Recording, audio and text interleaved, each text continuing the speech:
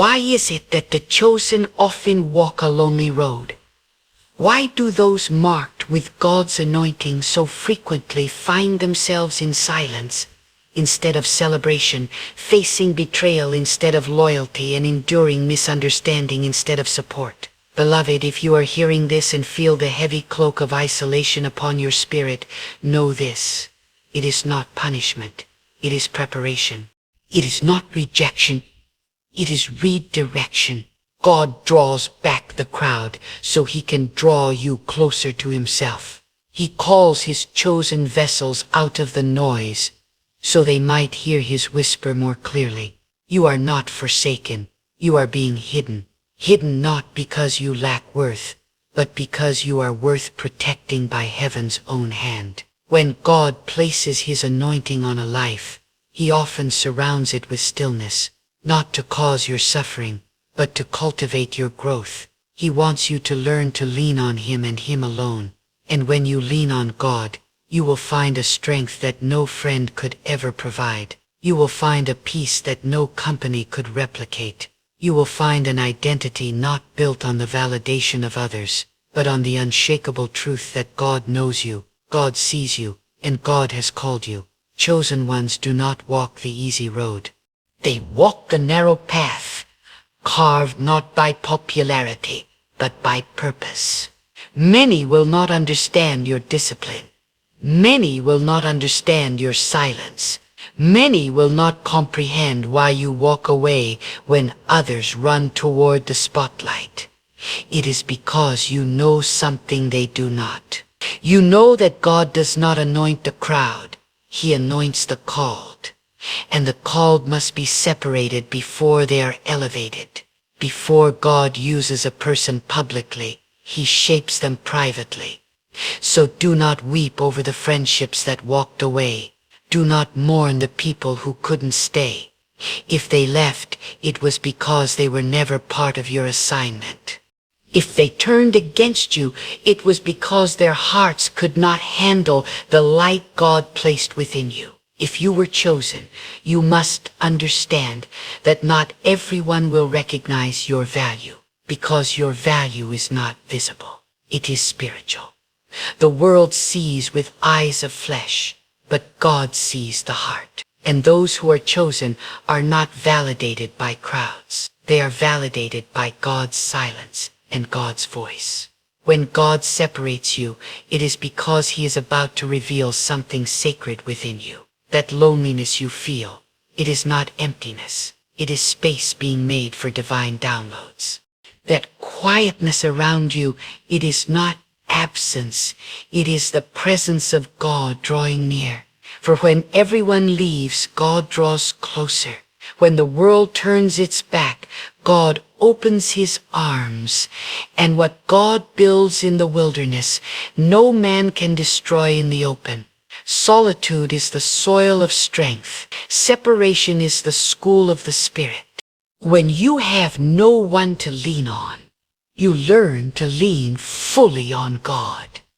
And let me tell you, those who walk alone with God are never truly alone. They are being accompanied by the one who made the stars. They are being mentored by the one who created wisdom. They are being loved by the one whose love does not fade, falter, or fail. Friends may leave. People may betray. But God remains. And when you have God, you lack nothing. The chosen ones have zero friends, not because they are unworthy, but because they are too costly, not because they are broken, but because they are set apart.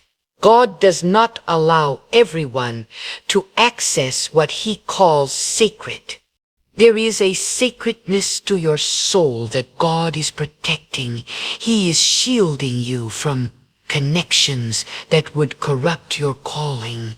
He is guarding you from relationships that would distract from your purpose. He is keeping you alone, not to punish you, but to preserve the purity of your walk with him.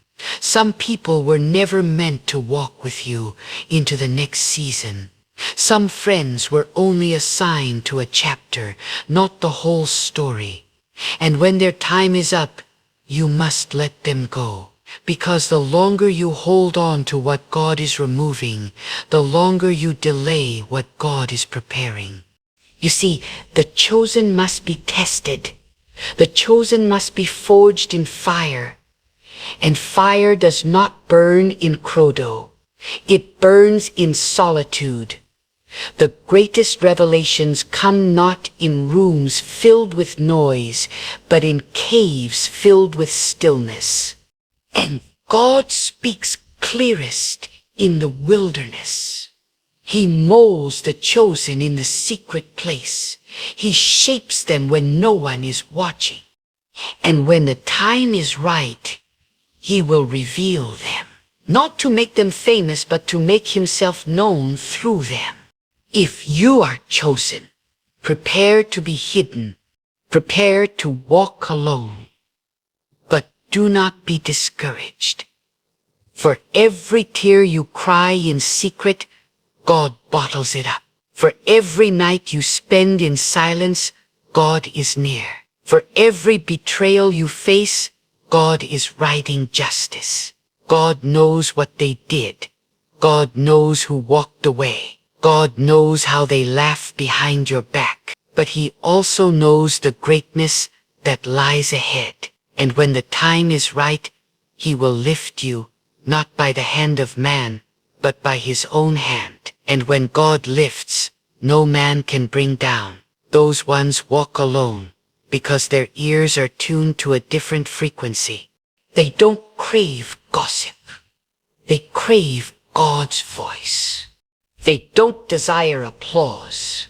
They desire alignment. They don't chase attention. They chase assignment. And because of that, they often find themselves walking paths no one else dares to walk. They take stands others are too afraid to take. They carry burdens others are too weak to bear. But they do it with grace. They do it with humility, because they know their strength comes from God, not from the approval of people. So if you find yourself in a season of isolation, don't fight it. It is God's way of preparing you for the elevation that is to come. The deeper the isolation, the higher the calling, the greater the pain, the heavier the anointing, and the more intense the warfare, the more powerful the purpose. You were not born to fit in. You were born to stand out. You were not called to be accepted. You were chosen to be set apart. And because you are set apart, not everyone will understand you. Not everyone will like you. Not everyone will stay. But that is not your concern. Your concern is obedience. Your concern is purity. Your concern is walking in the purpose God assigned to you before the foundations of the world. Let God be your friend. Let God be your comfort.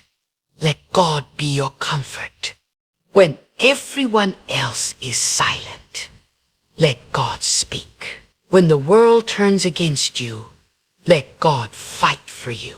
When you feel unseen, let God remind you. He sees you. He sees your heart. He sees your obedience. He sees your sacrifice. He sees how you still chose to love when others hated. He sees how you gave when others only took. He sees how you remained faithful when others walked away. And for every time you chose God over comfort, God over popularity, God over relationships, He is preparing a reward, not just in the life to come, but even in this one. You will reap in joy what you sowed in tears. You will dance where you once crawled. You will be surrounded by favor where you once sat in loneliness. But don't rush it. Don't force friendships that God never approved. Don't Entertain company that only drains your spirit. Don't allow loneliness to push you into compromise. Your worth is not measured by how many people surround you, but by how closely you walk with God.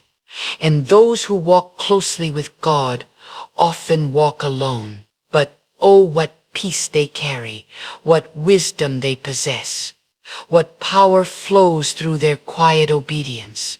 The chosen ones are God's secret weapons.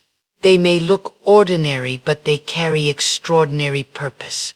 They may seem overlooked, but they are overseen by the Almighty.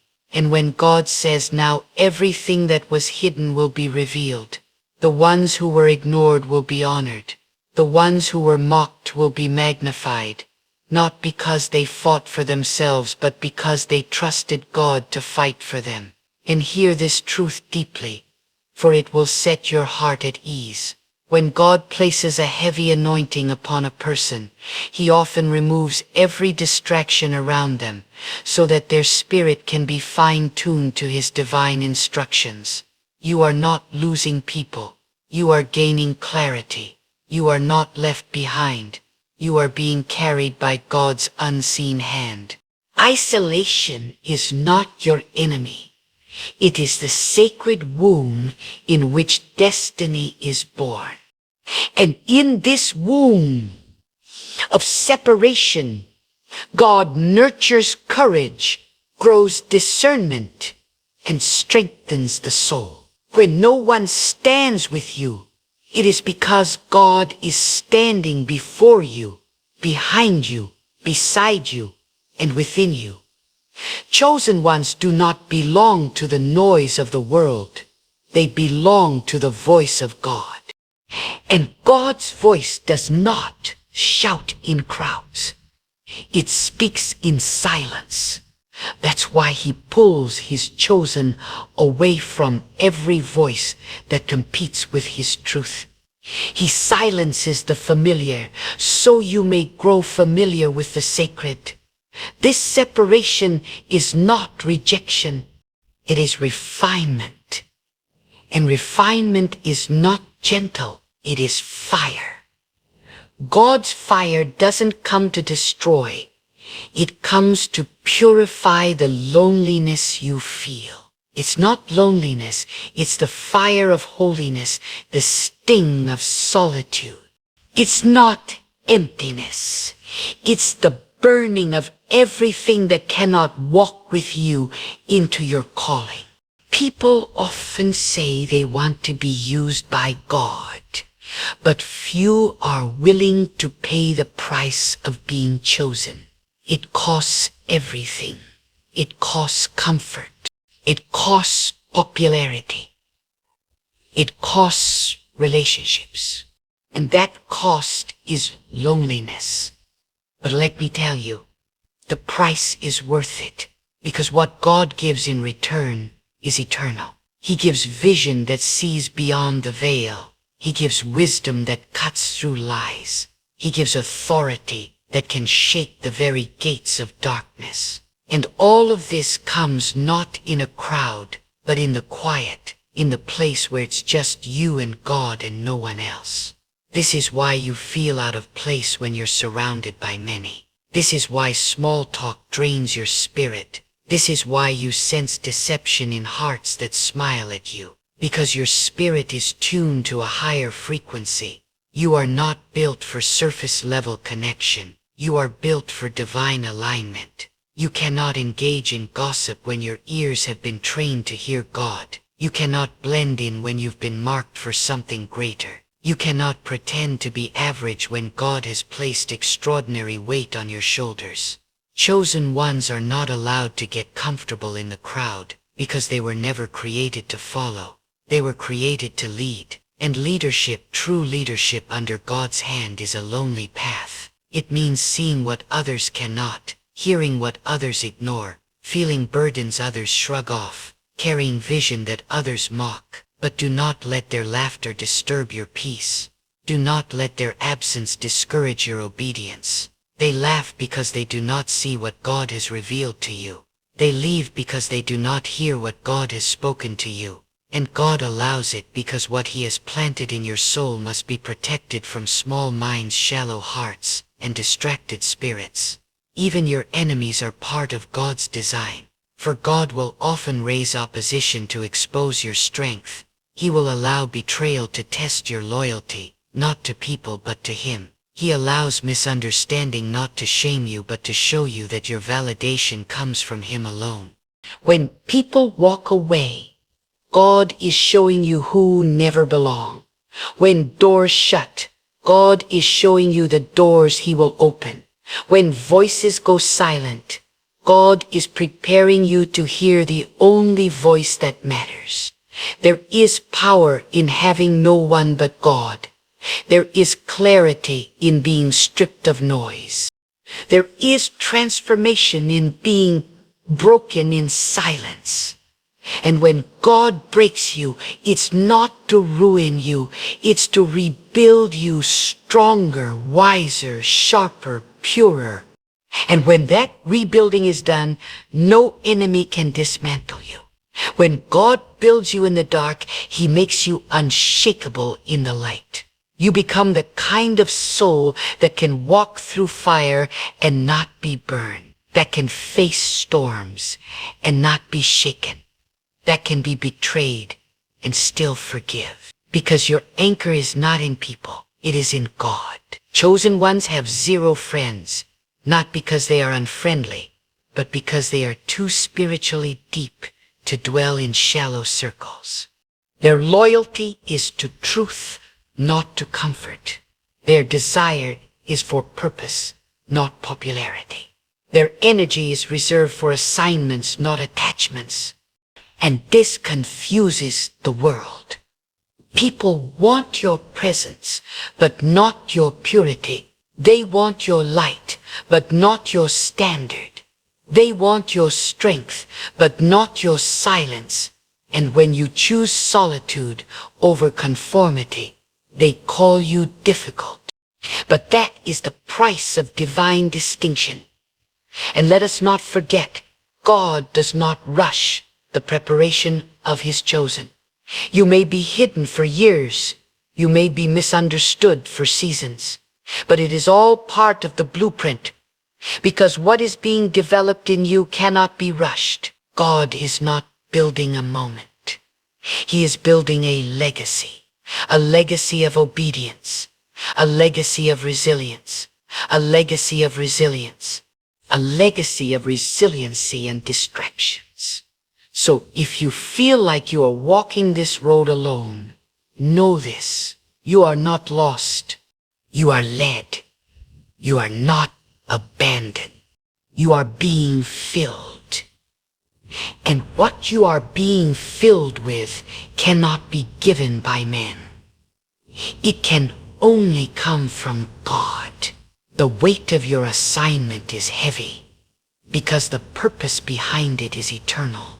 And only those who have learned to walk with God in secret can carry such weight in public. Every time you choose to remain silent when others slander you, you are being refined.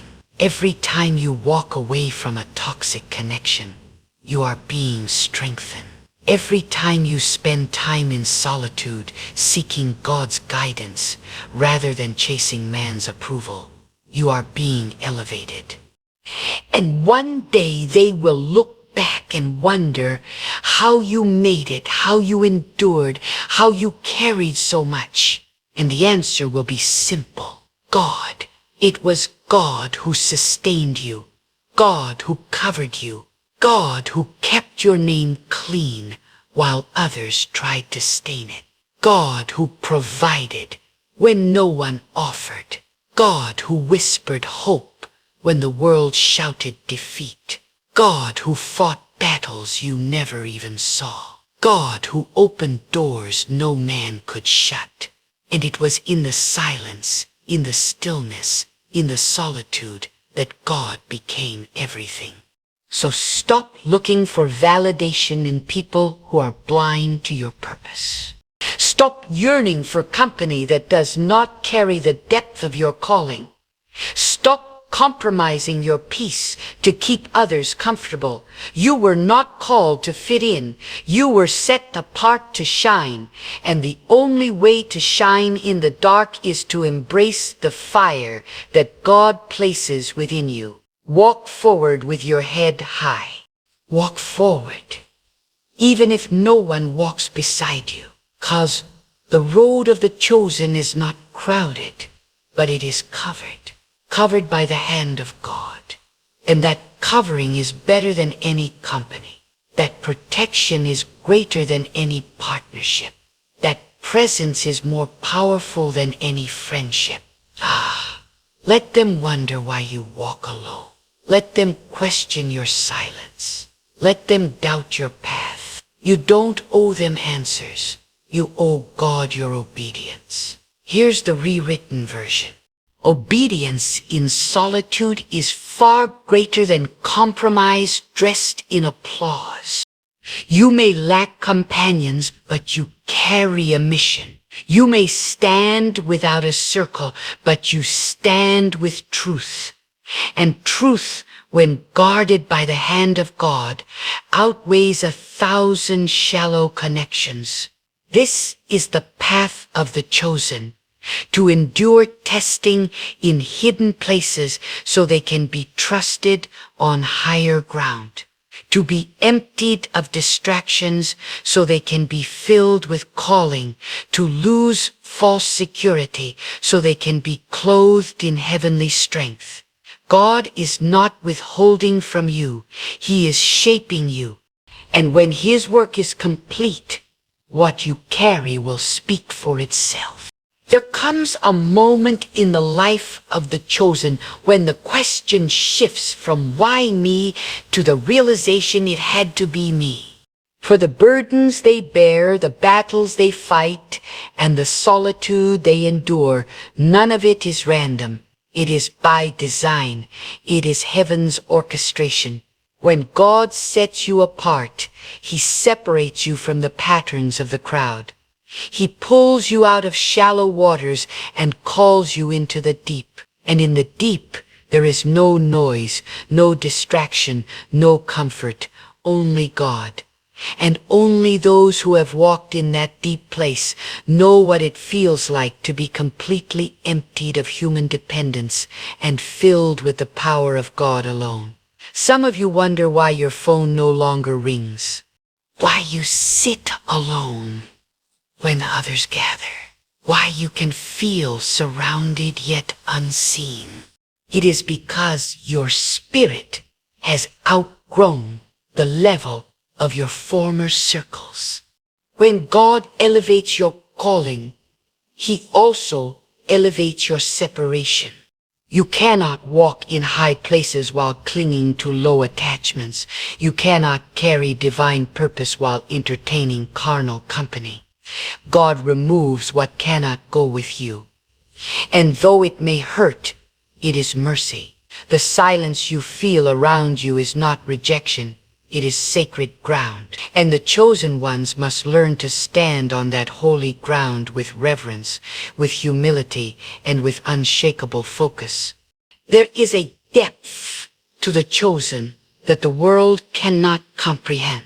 They see your calm, but they don't see the storm you survive. They see your strength, but they don't know the nights you cried to God with no one to comfort you but His invisible presence. They see the fruit, but they have no idea the pruning process it took. And still, through every breaking, God was building something. Through every betrayal, God was proving something.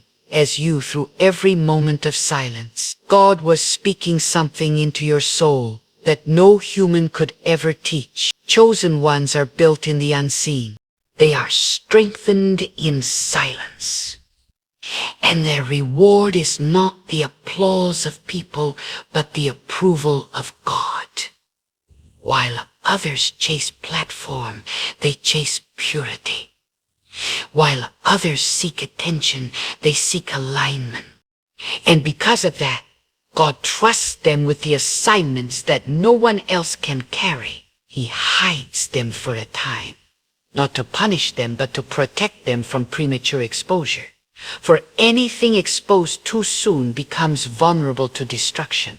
But what God hides, he sustains. And what he sustains, he will release in due season with unstoppable force. You may not have many to talk to, but you have much to say, because when God is your teacher, wisdom flows like rivers. You may not have crowds cheering you on, but you have the heavens watching in silence as your obedience resounds louder than any voice. God does not need noise to confirm his hand on your life. His confirmation is internal. It's the peace that surpasses understanding. It's the strength that comes from nowhere. It's the clarity and confusion. It's the fire that burns in your bones when you know you're walking in purpose, even when you're walking alone. And oh, the chosen are not lonely because they lack love.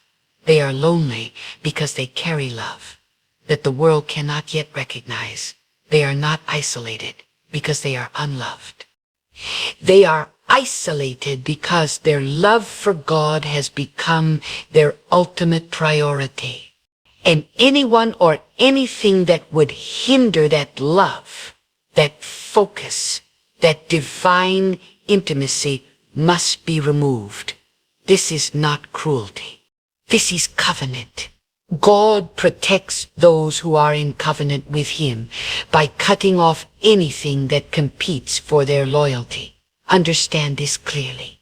When you walk with God, you will be misunderstood because your spirit moves by a code the world does not know. You walk away from drama, not because you're weak, but because peace is your companion. You ignore insults, not because you're afraid, but because your assignment is too important to be delayed by distractions. You sit alone in rooms filled with chaos because your soul craves what only God can provide. And in those moments when no one understands you, when no one includes you, when no one stands beside you, God surrounds you. You may look like one, but you stand with the strength of many because God is your backing.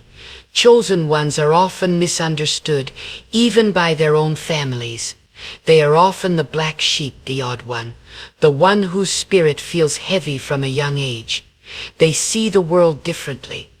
They sense deception quickly. They feel energies that others ignore because from the beginning, God marked them. And that mark is spiritual. That mark is unseen yet undeniable. That mark will draw attacks, but it will also draw favor. That mark will isolate you from what is familiar, but it will align you with what is eternal. You are not late. You are not behind. You are being developed. And the deeper the development, the longer the process. Do not compare your journey to those around you, for their assignment is not yours.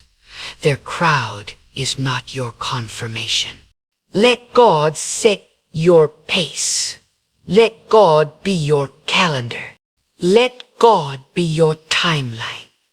When it is your time, no one will be able to stop what God has ordained. And when it is not your time, no one will be able to force what God has concealed. So yes, chosen ones often have zero friends. Not because they are not worthy of love, but because their love is reserved. Reserved for sacred purposes, reserved for divine missions, reserved for purity, not popularity. They are warriors in the spirit. They are watchmen in silence. They are vessels carrying fire in a world soaked in coldness. And fire does not settle where it is not welcomed. Fire does not blend in, it consumes. That is why many cannot stay around you, because your very presence convicts what they are unwilling to surrender. But do not dim your light to make others comfortable. Do not shrink to be more acceptable. God did not choose you to blend in. He chose you to be set apart, to carry truth, to walk in clarity, to confront darkness without fear, and to do it even when you're doing it alone. God walks with the one who dares to walk alone with him. And he gives that person strength that no crowd can offer. You don't need 10 people to agree with your path. You need one voice, God's. And when he says go, you go. When he says wait, you wait. When he says speak, you speak. And even if no one listens, even if no one supports, even if no one stands, God stands with you. And he will show in due time that your isolation was not in vain, that your silence was not in vain, that your silence was not wasted, that your sacrifice was not forgotten. The ones who walk alone with God are the ones who shake the world in quiet ways. They don't need microphones. They carry authority in their whisper. They don't need crowds. They walk with conviction. And when they rise with power, not from people, but from the one who formed them in silence. And when the night grows darkest, when your heart aches from being misunderstood, overlooked, and forgotten by the very people you once trusted, remember this. It is in that sacred stillness that God whispers the loudest. He does not always speak when the room is filled.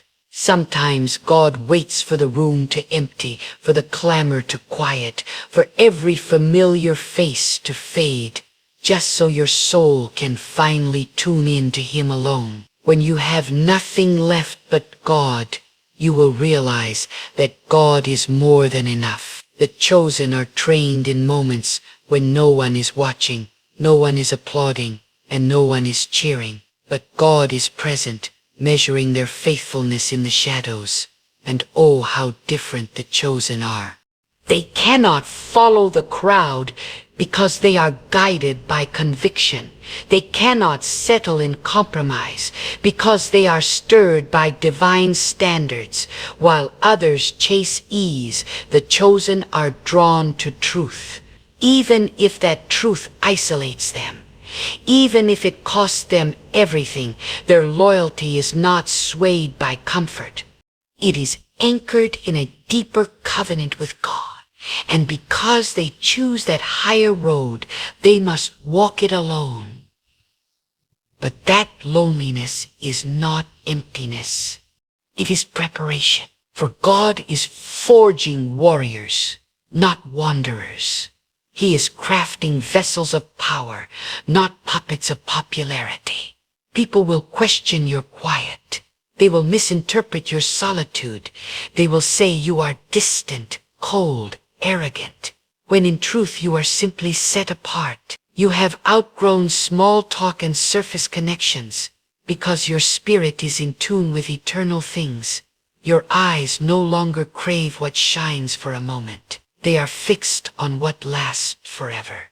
And that focus makes others uncomfortable, but it also makes you unstoppable.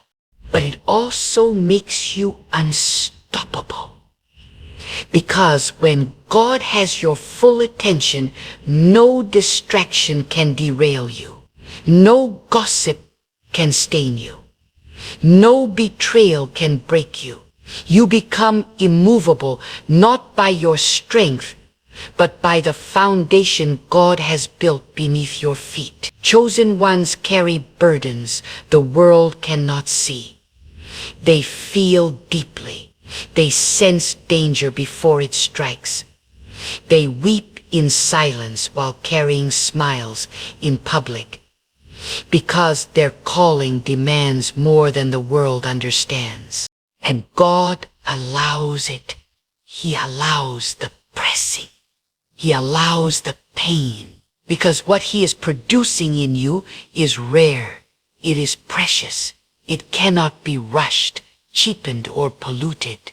That is why he isolates you, not to deprive you, but to purify you. He strips away distractions so that the anointing he pours into you is not diluted by worldly noise. And in that purification, you learn who you truly are. You learn that your worth was never found in who accepted you. It was always rooted in who created you. God does not consult opinions before he calls. He does not need confirmation from others before he sets someone apart. When God chooses, he chooses with full knowledge of your weaknesses, your failures, your past, your pain. And still he says you not because you're perfect, but because you're willing to be molded, broken, reshaped, and refined. Willing to walk alone if it means walking with God. Willing to be rejected if it means remaining faithful. The chosen understand that every delay has purpose.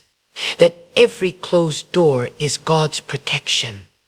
That every betrayal is a stepping stone. They do not crumble under rejection because they know rejection is redirection. They do not panic in silence because they have learned to hear God in the quiet. They are not afraid of solitude because they have tasted the sweetness of God's presence.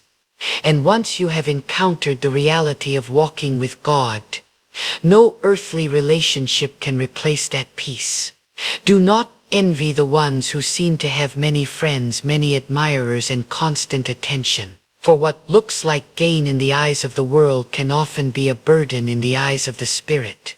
The chosen ones do not measure their lives by what they accumulate, but by how deeply they walk in obedience.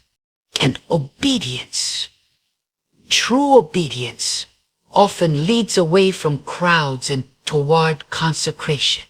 It leads away from applause and into anonymity. Because before God uses you to speak loudly, he teaches you to listen deeply. God knows that those who have walked through the fire of isolation will not be swayed by flattery. They will not be intoxicated by fame. They will not compromise under pressure. Why? Because they have been with God when no one else was there. They have been strengthened in valleys so they can stand on mountains without arrogance. They have been emptied so God could fill them with what cannot be bought or stolen.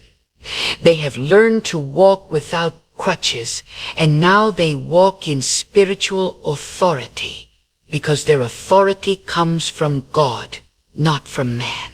Chosen ones are not bitter about their solitude. They are sharpened by it. They don't cry over closed doors. They praise God for them. They don't beg to belong. They understand that the more they grow, the less they fit into what used to feel comfortable, and that okay, because they are not here to be accepted. They are here to fulfill an assignment. And every tear, every betrayal, every long night was shaping them for that divine mission. So if you are walking through a season where no one seems to understand you, where friends have disappeared, where family misread you, where you feel like a stranger in rooms you once called home, know this: God is with you. He is not punishing you. He is positioning you. The solitude is sacred. The silence is holy. And what God is doing in you is preparing you for something far greater than what you left behind. There is a strength that only comes from walking with God alone, a clarity that only comes when you block out every other voice, a confidence that only arises when you've seen God make a way when no one else even cared to notice. And that strength will carry you. That clarity will guide you. That confidence will keep you when storms arise. For the one who walks with God may be alone in the eyes of the world, but they are never alone in reality. So do not curse the loneliness. Embrace it. Let it do its work. Let it strip you of every false dependency. Let it expose every idol. Let it cleanse your heart of every attachment that is not rooted in God.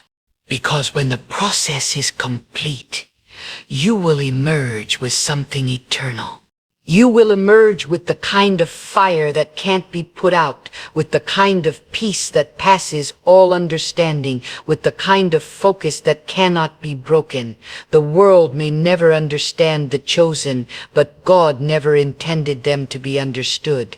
He intended them to be effective, and effectiveness comes at the price of separation. It comes at the price of purity. It comes at the price of enduring the silence until the only voice you respond to is God's. And when that moment comes when God says, now no force in heaven or earth can stop what is about to be released through you. You see, when God marks someone, he does not consult the opinions of people.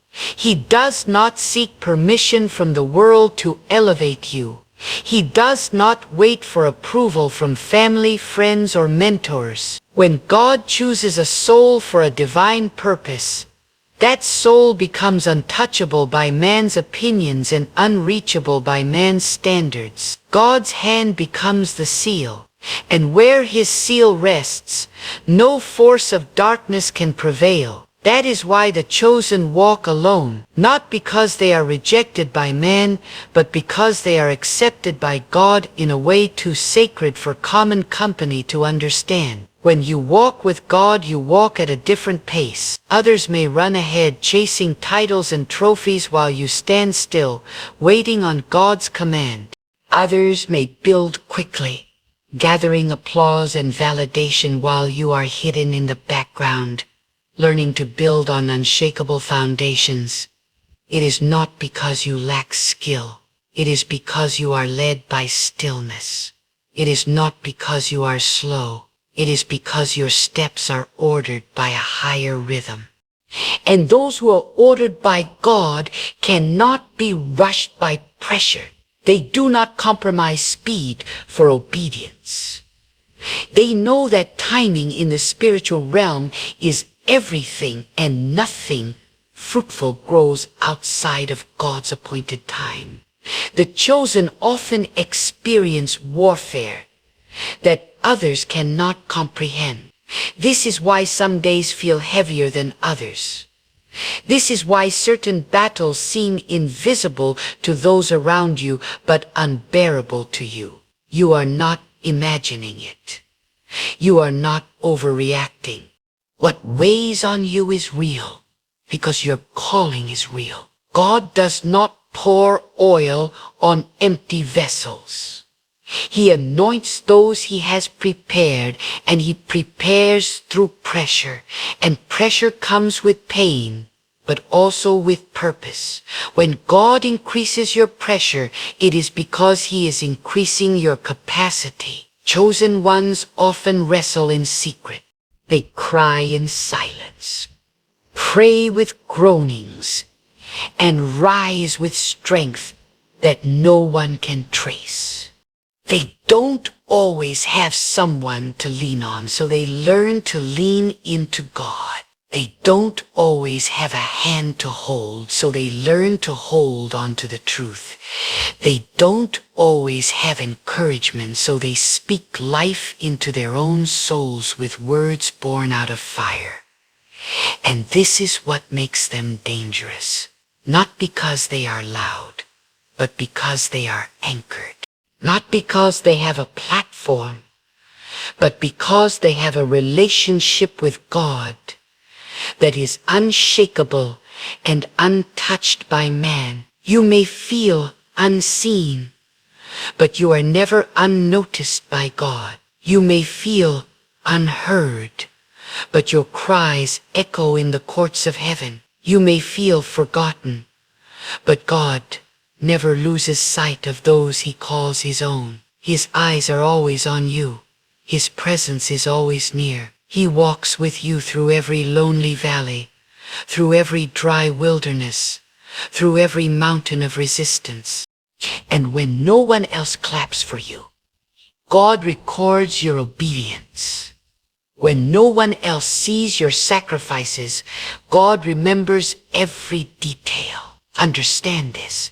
Not everyone has the capacity to carry what you carry. That is why your circle is small.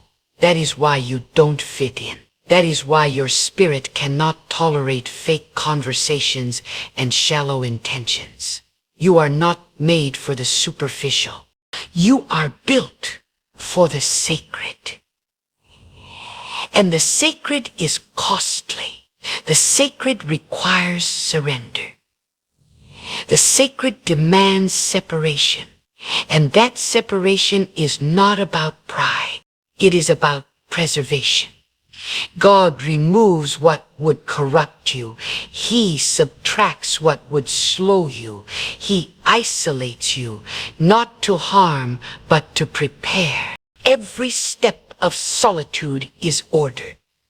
Every loss is calculated. Every delay is designed. You must understand that not all company is good company. Some people are sent to distract. Some are sent to destroy. And when God calls you higher, he must first clear the path. Do not mourn over who left. Do not beg for doors to reopen. What walked away was not meant to stay. What ended was never meant to go with you. If you forced it, it would break you. If you kept it, it would poison the promise. God is not cruel. He is precise. And what he removes, he replaces in due time with better, stronger, and more aligned to your destiny. Chosen ones are not easily impressed by the world because they have tasted something greater. They have seen what worldly riches cannot provide. They have been in the presence of divine wisdom. They have walked with God through shadows and storms and found in him more security than fame could ever offer. That's why they don't chase trends. That's why they don't bow to pressure. Their hearts are anchored in a deeper place. A place where faith is not just spoken, but lived, tested, and proven through fire. So when others mock your quietness, when they question your distance, when they misread your silence, smile, for they cannot comprehend what God is building in the secret places of your soul. Let them speak, let them wonder, let them leave, for none of their opinions can derail what God has ordained. You do not need to defend your calling to those who cannot discern it. You do not need to explain your process to those who are never called to walk it. Keep walking. Keep trusting, even when it feels like the path is endless. Even when the weight feels unbearable. Even when the silence feels suffocating. For every step you take in faith is breaking barriers in the unseen realm. Every act of obedience is shaking strongholds. Every tear you cry is watering seeds that will bloom in season. And when that season comes, you will look back and know it was God all along. God who carried you. God who covered you. God who whispered, "Keep going."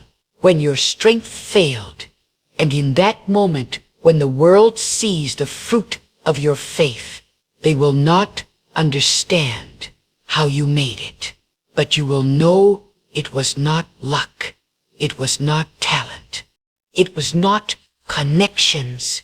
It was the hand of God. It was the favor of God.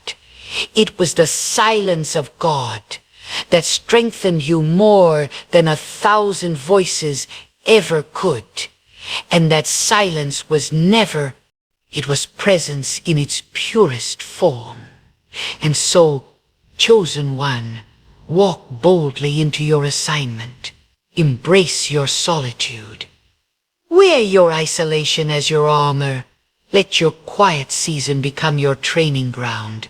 Because soon what God has been forming in the dark will be revealed in the light. And when he lifts you, no man will be able to say they made you. Only God could write this story. Only God could mold a soul like yours. Only God could raise someone from obscurity to impact. And that, my friend, is what makes you chosen. So now I ask you, what will you do with your solitude? What will you do with the silence that surrounds you? Will you waste it yearning for the noise of the crowd? Or will you bow your heart before God and let him speak? Will you chase after those who walked away? Or will you walk deeper into the arms of the one who never left? Will you mourn what you lost? Or will you rise with boldness, knowing that what God removes, he always replaces with purpose, with power, with peace? This is your moment. This is your sacred invitation. Not to be more popular, not to be more accepted, but to be more aligned with God's plan for your life. If you feel alone, it is not a sign that you are forsaken. It is a sign that you are being prepared for something weighty, something holy, something eternal. And now is the time to let go of everything that has tried to cling to your calling. Every false friend, every fruitless habit, every fear that has robbed you of your focus. You were not made to blend in. You were made to stand out. You were not created to follow the crowd. Let the world misunderstand you. Let them walk away. Let them doubt. Because when you walk with God, you carry a truth that does not need validation. You carry a light that cannot be dim. You carry a calling that cannot be canceled by man. And your value is not in how many people surround you, but in how closely you walk with God. The crowd may not clap for you. The world may not notice you. But if God is pleased, you have everything. Now is the time to return to the secret place, to sit in the quiet where your soul can breathe again, to fall to your knees and surrender everything that has weighed you down. Let your heart speak honestly to God. Let your tears water the soil of your next season. Let your silence be filled with his presence. For it is in the stillness that your strength will be renewed. It is in the solitude that your purpose will be made clear. Here's the rewritten version. In solitude, your soul begins to mend. Choose today to stop fleeing from the quiet and instead lean into the whispers of God you've been avoiding. Choose today to lay down your craving for validation and rest in the certainty that his hand is guiding your life. Choose today to stop questioning why companionship feels distant and start thanking God for shielding you from what was never meant to follow you. You are not abandoned. You are not late. You are not beyond restoration. You are chosen. You are appointed. You are under his covering. And though people may see you walking alone, heaven surrounds you. Let that truth be enough for your soul. Let it anchor your steps. Let it raise your head, ignite your spirit, and call you back to your identity. Walk with courage. Walk with faith. Walk with faith. Walk with humility. But most of all, walk with God. For whoever walks with God never walks alone. Pause and rest, for God is moving on your behalf. You don't need to see it, touch it, or figure it out. You only need to believe. That heaviness in your chest, that prayer still waiting for an answer, that mountain standing unmoved, it is not the end.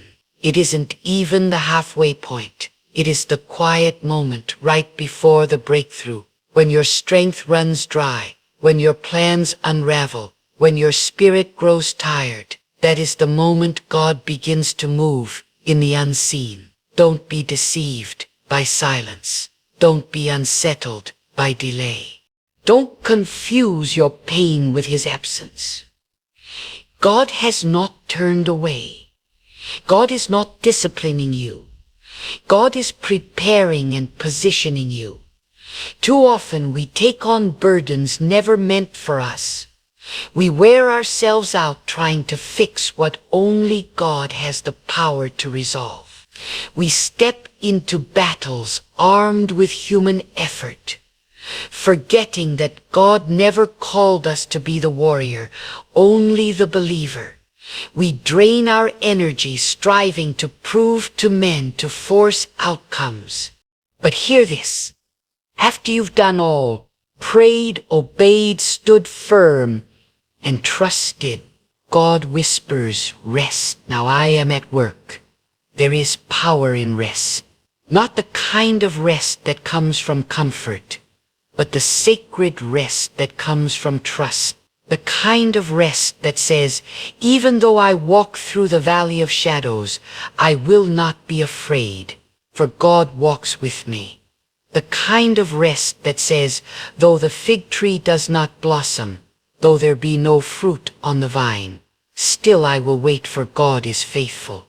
This kind of rest is not sleep. It is not idleness. It is not surrender to defeat. It is spiritual confidence. It is knowing that the hand of God never trembles.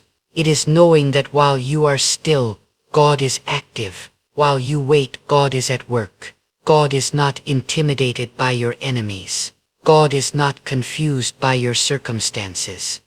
God is not limited by your resources. And God is not late. Every season of delay is part of a holy strategy. Every closed door is protection.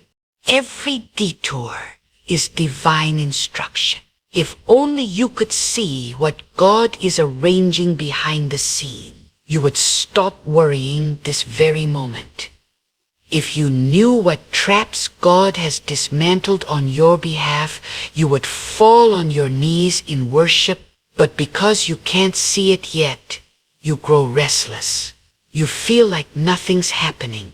You start questioning the timing, the process, even the promise. But hear me now. God is never inactive.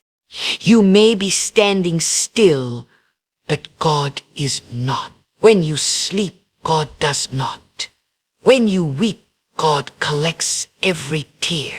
When you feel forgotten, God is crafting the next chapter. You are not abandoned. You are not overlooked. What more secure place could you possibly be?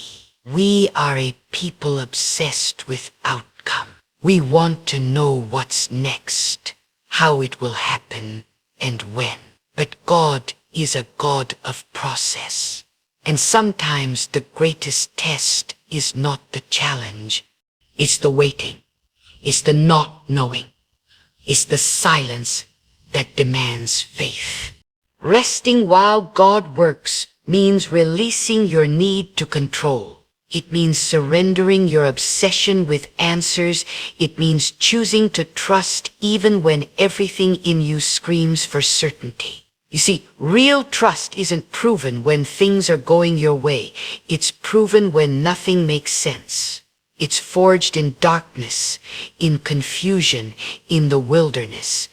That's when God looks at you and says, now I see your faith. That's when the heavens open. Not because you fought harder, but because you rested deeper. When God works, he works completely. He doesn't patch things up. He rebuilds from the foundation. He doesn't answer your prayer halfway. He gives you more than you ask for, but he does it in his time, not yours. In his way, not yours. And your role is not to understand the how, but to stand firm in the who. Who is in charge, who made the promise, who never fails. The moment you rest is the moment God begins to move faster, but we fight that rest. We fight it because we think rest means giving up. But in the kingdom of God, rest is warfare. Rest is resistance against the panic of the world. Rest is a declaration that says, I trust God more than my logic. I trust God more than my bank account. I trust God more than the news.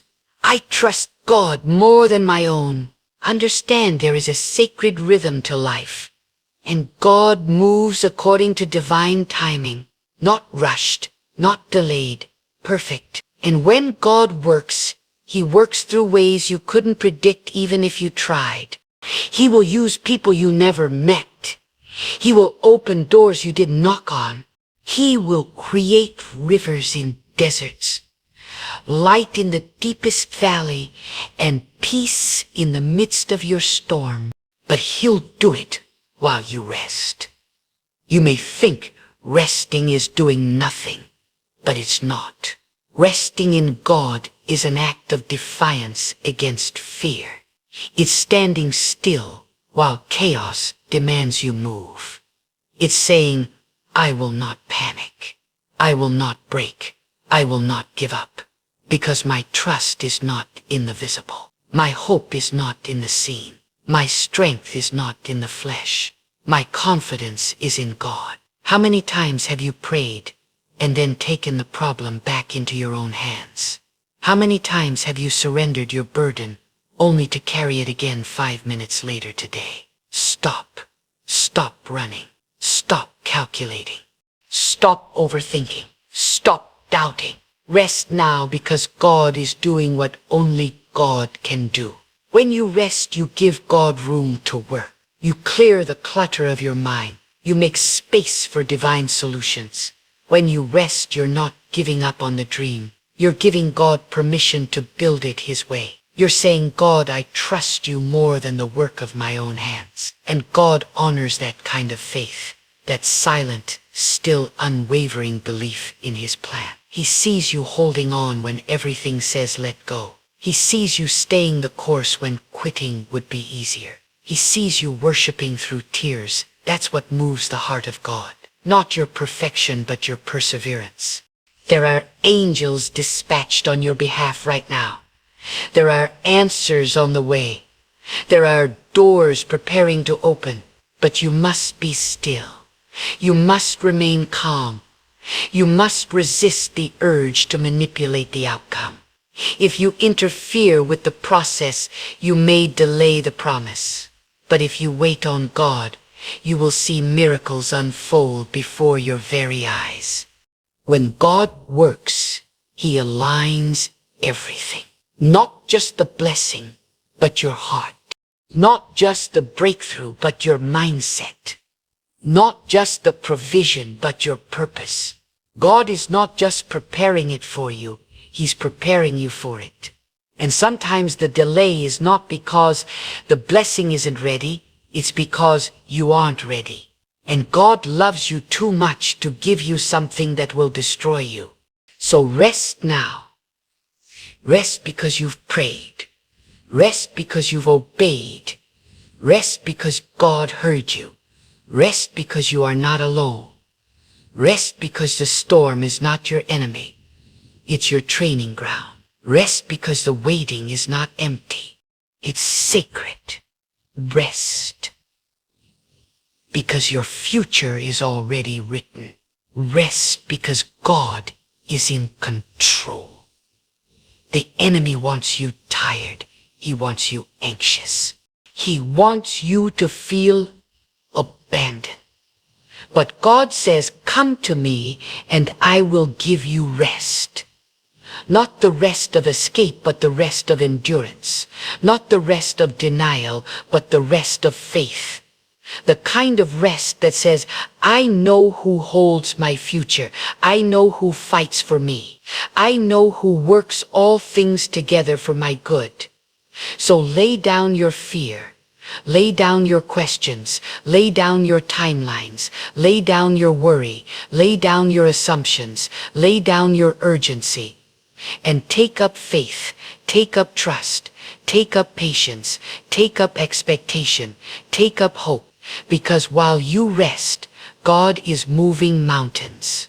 While you rest, God is sending provision. While you rest, God is answering prayers. You forgot you even prayed. You're not forgotten. You're not forsaken. You're not stuck. You're right where you need to be. In the arms of the Almighty, in the palm of His hand, under His watchful eye, covered by His mercy, surrounded by His grace, and guided by His wisdom. So rest now, rest fully, rest deeply. Because when you open your eyes again, everything will have changed. You'll see that the pain had a purpose. The delay was divine, the silence was sacred, and the waiting was worth it. You'll realize that while you were still, God was moving heaven and earth for your good. You'll understand that when you stopped striving, God started building. When you stopped pushing, God started providing. When you stopped panicking, God started preparing. This is the season where God is working while you wait. So don't rush it. Don't fight it. Don't question it. Embrace it. Rest in it. Trust in it. Because God never sleeps, never stumbles, never slips. He is orchestrating, organizing, and overseeing every detail of your destiny, and His timing is flawless. When you place your trust in God and choose to rest, you're not stepping away from action, you're stepping into divine alignment. This is where power lives. This is where clarity forms. This is where the fire of purpose gets reignited. Too many of you are trying to carry what God already lifted. You pace the floor at night, not realizing that the courtroom of heaven has already ruled in your favor. Whether you panic over bills, over relationships, over sickness, not knowing that God has already gone before you and made a way where there was none. But here's the truth.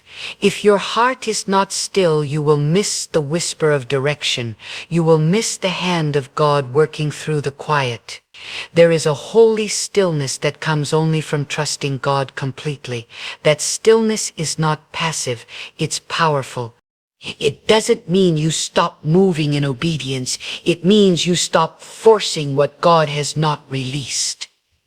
It means you stop trying to open doors God has locked for your protection. It means you stop clinging to people God has removed from your life. That kind of rest is a spiritual declaration. I am not my own provider, not my own protector, not my own savior. God is all of that and more. Look around you. Everything in this world is shouting. Hurry, strive, achieve. But the voice of God says, be still and know. Be still and know. Not guess, not assume, not wish. Know that God is in control. Know that every detail of your life is under divine supervision. Know that no tear you've shed is wasted. No sacrifice you've made is forgotten. And no pain you've endured is meaningless. God is not idle. God is intentional. You see, rest doesn't mean escape. It doesn't mean pretending the pain isn't real. It doesn't mean turning your back on the storm. It means standing in the storm with peace in your heart, because you know who commands the wind. Rest means refusing to let the noise of your surroundings drown out the truth of God's promise. It means hearing a negative report and still saying God is working. It means watching the clock tick without fear because God doesn't work by human deadline. Many people pray for breakthrough but never rest long enough to receive it. You want an answer, but your soul is too restless to hear it. You want a miracle, but you won't wait long enough to witness it. And God is saying, stop moving. Stop worrying. Stop fighting me. Rest and let me show you what I can do. God does not need your anxiety over. He does not require your panic to operate in power. What God desires is your surrender. Heart-deep, soul-anchored, fear-fying surrender. The kind of surrender that says, even if I don't see the path, I trust the hand that guides me. That is what brings peace in the middle of pressure. That is what brings strength when your own strength is gone. That is where rest becomes revelation. That is where faith begins to breathe. Don't confuse rest with complacency. Rest is a spiritual posture. It is you saying to the unseen world, I trust God more than I trust my senses. That's when everything changes. That's when the heavens begin to open. That's when provision meets preparation. What? That's when the answer comes. Not because you figured it out, but because you rested in faith and allowed God to show himself strong. And hear this, the greatest attacks often come right before the greatest breakthroughs. The weariness you feel isn't a sign that God has left. It's a sign that something is shifting in the spirit. The enemy cannot stop what God has ordained. So he tries to exhaust you into forfeiting it. But today you take your ground back through rest. You don't need to shout louder. You don't need to strive harder. You don't need to strive harder. You need to stand still and believe deeper. You need to wrap your soul in stillness and say, God, I am here and I trust you. I don't need all the answers. I just need to stay near to you. There is more happening in your life than what you can see. What looks like delay is actually divine design. What feels like emptiness is sacred preparation. God is not a God of chaos. He is not random. He is not surprised by your circumstances. Long before you felt the pressure, God crafted the solution. Long before you walked into the wilderness, God placed an oasis in the path. And long before the trial, God wrote your victory. So when your thoughts race, when fear tries to strangle your faith, when everything around you looks like it's falling apart, speak to your soul and say, rest. God is working. Not only is God working, he is working all things together for your, even the things that hurt, even the things that confused you, even the doors that shut and the people who left. Nothing escapes the reach of God. Not the betrayal, not the sickness, not the delay, not the failure, nothing. God can use broken pieces and make a masterpiece. God can take what the enemy meant for evil and turn it into your testimony. God can allow you to walk through fire and come out without a trace of smoke. Because when you rest, God reveals.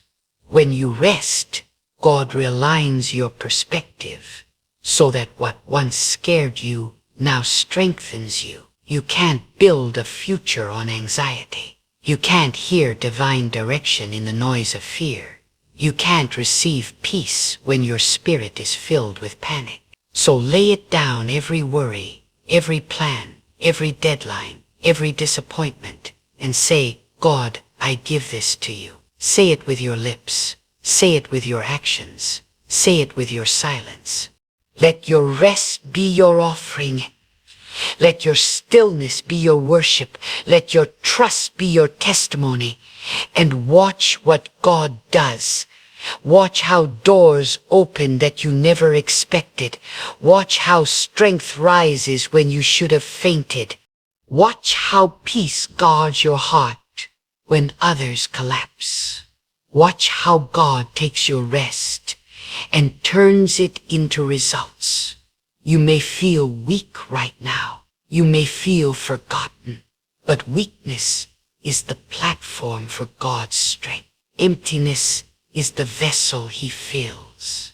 Confusion is the canvas He paints miracles on. And when you feel you have nothing left, that's when God says, now I can show you who I am. Resting in God is not defeat, it's deliverance. It's the choice to stop living by sight and start living by faith. It's the deep sacred courage to say, God, I don't see the way, but I trust you to lead.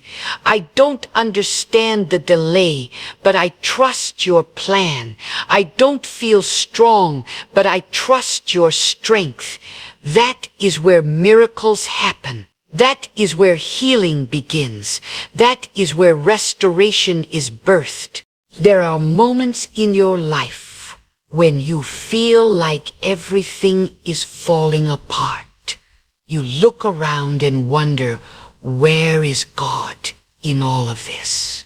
The silence feels heavy. The days feel longer. The nights echo with your questions. But do not be deceived by how things appear. God's silence is not absence. God's stillness is not neglect. God's delay is not denial. New. In fact, it is in the quietest moments that God often does His deepest work. You may not notice the shift beneath your feet, yet underneath it all, God is establishing deep roots of strength, flowing streams of wisdom, and unshakable foundations of purpose. A seed must first grow in hidden darkness before it ever pierces the surface. And so it is with you. God is under no obligation to reveal every detail of your path. He does not owe you a preview of each step before you take it. What He asks for is trust. Not half-hearted trust.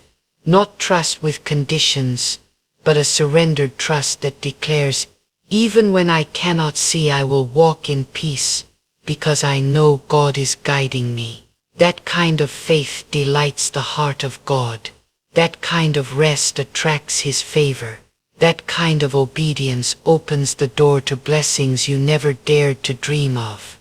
At times God will strip away your own strength, not to break you but to remind you that His power is always enough. Sometimes God allows you to feel the weight of waiting so that your heart detaches from the world and anchors itself fully in Him.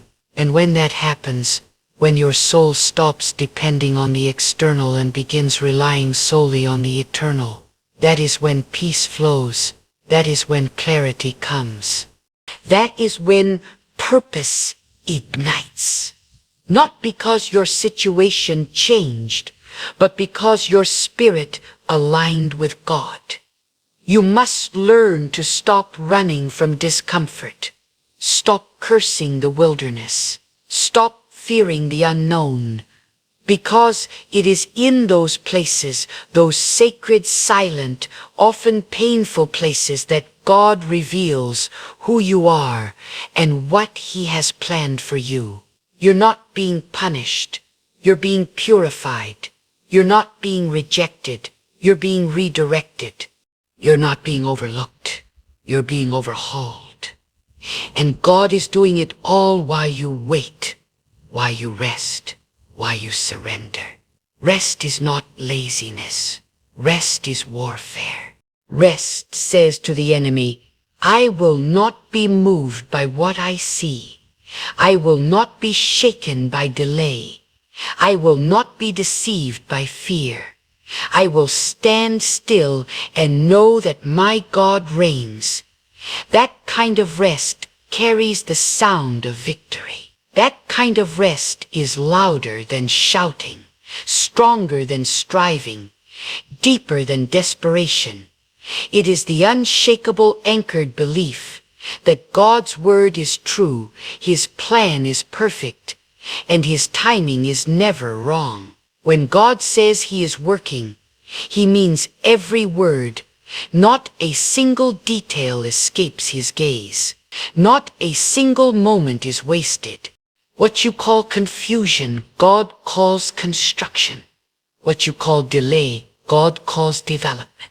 And while you may feel like you're in a holding pattern, God is orchestrating a divine sequence of events that will unfold in perfect harmony. You are not stuck. You are not forgotten. You are being shaped. Rest now. Not because you've done everything right, but because God's mercy covers you even when you fail. Rest now. Not because the future is clear, but because the one who holds it is trustworthy. Rest now, not because you don't care, but because you care enough to let God take the lead. You are not created to carry burdens that only God can bear. You are not designed to figure it all out on your own. You were made to walk with God, to depend on Him, to rest in His promises even when the storm rages. And make no mistake, there will be storms. There will be moments when it seems like the wind is against you, the waves are too high and the sky too dark. But even in that darkness, God is present. Even in the chaos, God is in control. Rest does not remove the storm. It changes how you face it. Rest allows you to walk through it without fear, knowing that God is with you. That even if the storm takes everything around you, it cannot take what God has placed within you. Some of you have been praying for change, but you're still clinging to old patterns. You've been crying out for breakthrough, but you refuse to release your grip on what's familiar. Let go. Let God handle what you cannot. Release the outcome. Release the need to be in control. Release the fear that if you rest, things will fall apart. Rest is not surrendering to defeat. It's surrendering to divine strength. When you rest in God, you are making room for miracle. Do not underestimate the value of hidden seasons.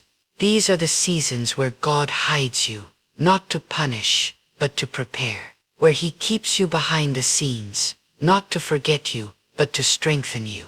He keeps you in waiting, not to waste your time, but to reveal His time. What you call delay is a divine detour around destruction. What you call loneliness is a sacred invitation to intimacy with God. What you call failure is simply the falling away of things that could not go with you into the next chapter of your life. But the moment you stop fighting the process is the moment you begin to see the hand of God more clearly. Your rest becomes revelation. Your silence becomes strength. Your patience becomes power. When you stop trying to force doors open, God opens them without effort. When you stop manipulating outcomes, God makes the path straight before you. When you stop panicking and start praying, God speaks peace into your chaos. So do not measure God's movement by your feelings. Do not mistake inactivity for ineffectiveness. God is not obligated to show you His methods. He is only asking you to trust His intentions. And His intentions are always good, always wise, always perfect. What you see as a pause, God sees as preparation. What you feel as pressure, God uses for purpose. And though your heart may be tired, your mind clouded, your body weak, your spirit, if anchored in God, can remain unshaken. Rest is not a break from faith. It is the proof of faith. It is saying, I believe God is moving even when I do not see it. I believe God is faithful even when I do not feel it. I believe God is faithful even when the evidence is lacking. This kind of rest defies logic. It confuses the world. It silences the accuser, because while others panic, you have peace. While others give up, you stand firm. While others run in every direction, you wait in stillness. That is the mark of someone who knows their God. Let the world chase answers. Let others chase status, control, applause, validation. But as for you, rest. Let them wonder why you are so calm in the storm. Let them ask how you are still smiling when all seems lost. And when they ask, you tell them, it's not because I have it all figured out. It's because God is working. And I trust Him more than I trust my circumstances.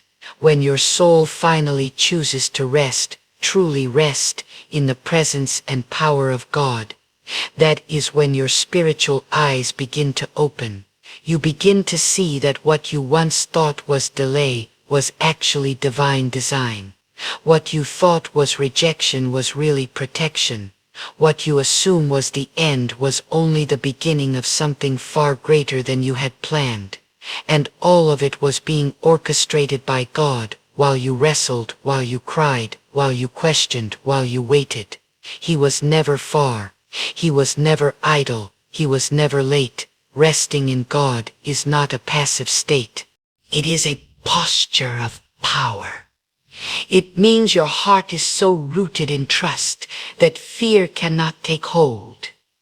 It means your mind is so surrendered that overthinking has no room to grow. It means your spirit is so aligned with God that the noise of the world cannot shake your peace. Resting is not weakness. It is spiritual strength at its highest. 'Cause anyone can fight. Anyone can panic. Anyone can try to take control. But it takes faith to be still. It takes courage to wait. It takes devotion to trust the unseen hand of God.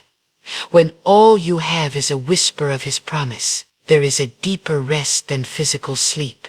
And that rest only comes when you release the weight of your own will. As long as you are clinging to how you want things to go, how you think it should unfold, how you expect it to happen, you will be restless. But when you say, God, I release the outcome, you are stepping into divine rest.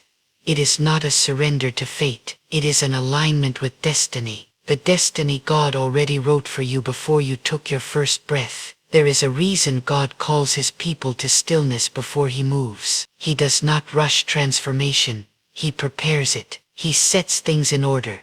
He examines the heart. He removes distractions. He breaks strongholds. And often the waiting is not because God is not ready. It is because you are being prepared. God is doing something inside you before He releases what is outside of you. The maturity you gain in waiting will be the wisdom you need when the door finally opens. So don't just wait. Grow while you wait. Strengthen while you rest. Listen while you are still. You may feel like nothing is changing, but rest assured, God is never still without purpose. Every moment of silence is filled with intention. God uses the quiet to mold your character. God uses the pause to test your patience. God uses the unanswered moments to deepen your dependence. And that is the kind of faith God honors. Not shallow belief, not conditional trust, but a deep, unwavering confidence that rests in His sovereignty even when life feels uncertain. Rest means letting go of timelines. Rest means refusing to compare your journey with anyone else's. Rest means no longer forcing the pieces to fit where God has said not yet. And when you rest in God, you give Him room to do what only He can do. You step back from the driver's seat and say, lead me, guide me, show me, and you mean it. Not just with words, but with your silence, with your stillness, with your surrender. There is something sacred about waiting on God. It refines you. It breaks pride. It reveals what your faith is really made of. It exposes the noise you've mistaken for guidance.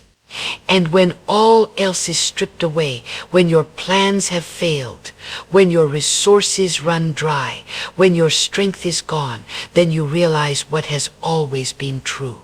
God alone is enough. That revelation is the beginning of real rest. Because when you know that God is enough, you stop striving to prove yourself. You stop panicking when the outcome is unclear. You stop living in fear of what might happen.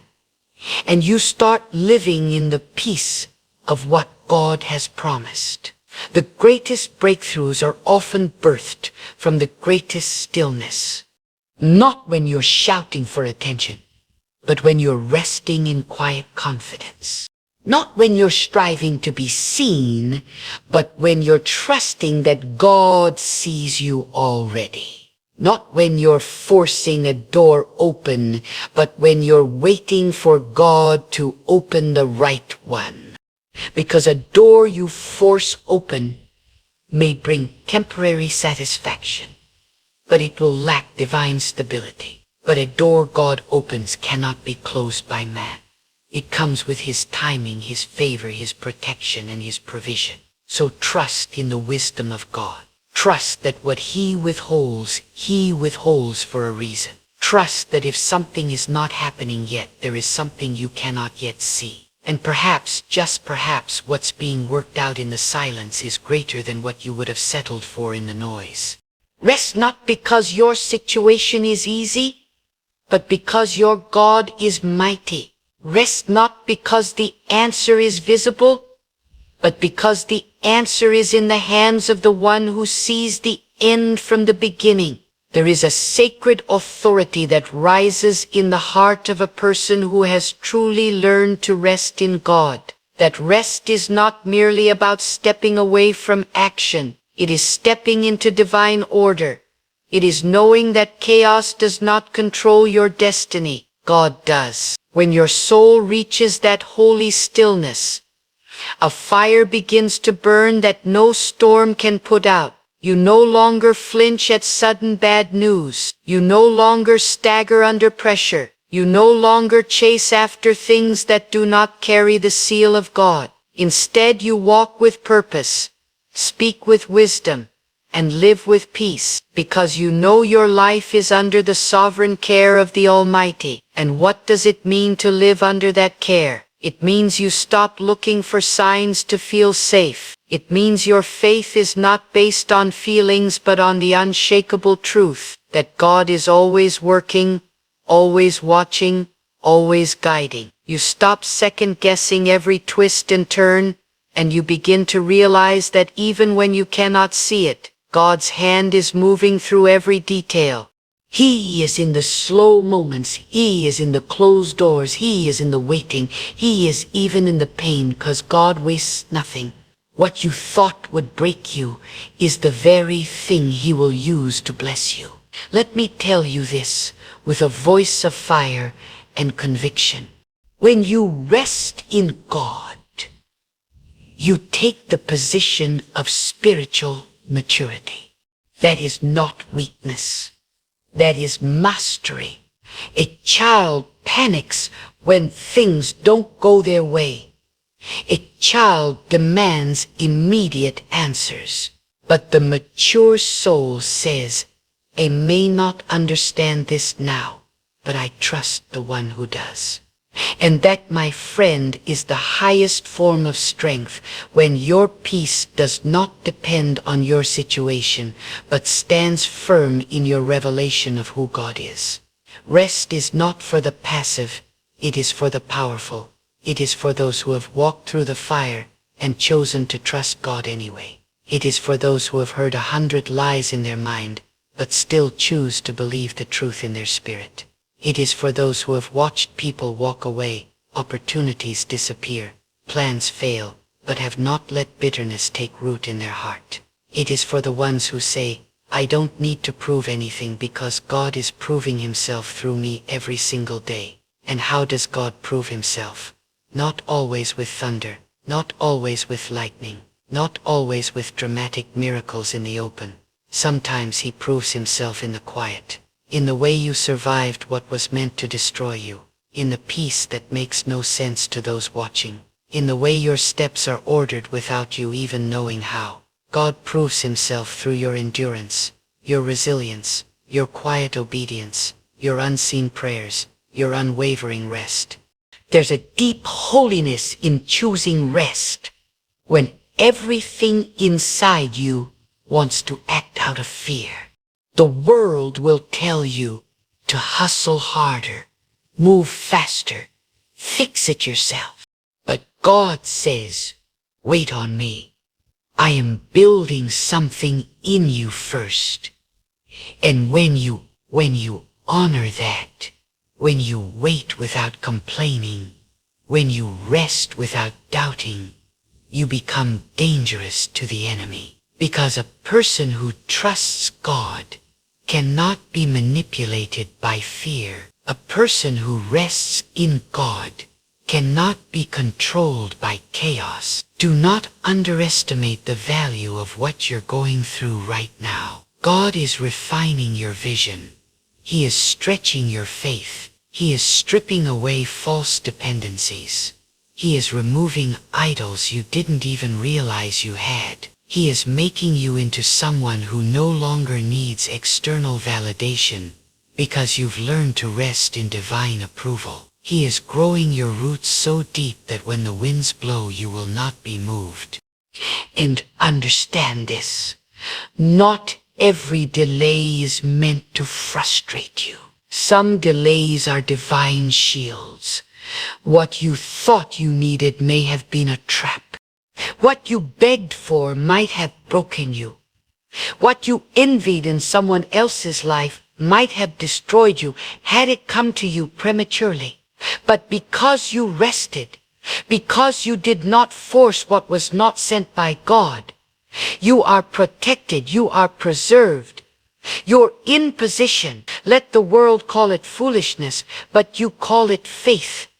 The same way a farmer does not dig up the seed every day to check its progress, so too must you trust that what God planted in you will come to pass.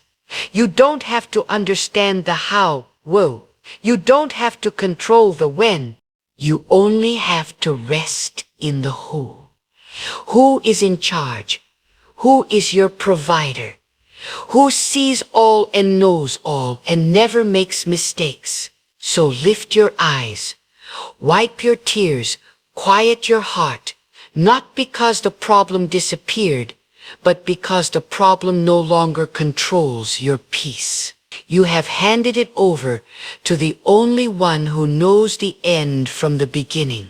You have released your will into the will of the one who cannot fail.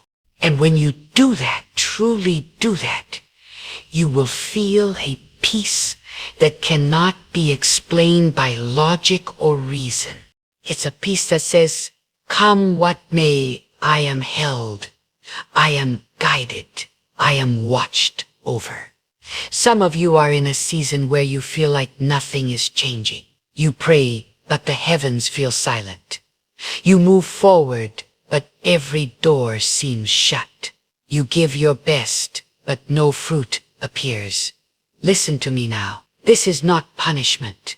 This is preparation. God is not ignoring you. He is refining you. He is teaching you to hear the quiet nudge, to move with the wind of wisdom, to discern the difference between noise and truth. If God allowed everything you wanted to come when you wanted it, you would be unprepared. You would be overwhelmed. You would mishandle the very thing He meant to bless you. So instead, He makes you wait. He says, rest. Let me shape your character before I elevate your calling.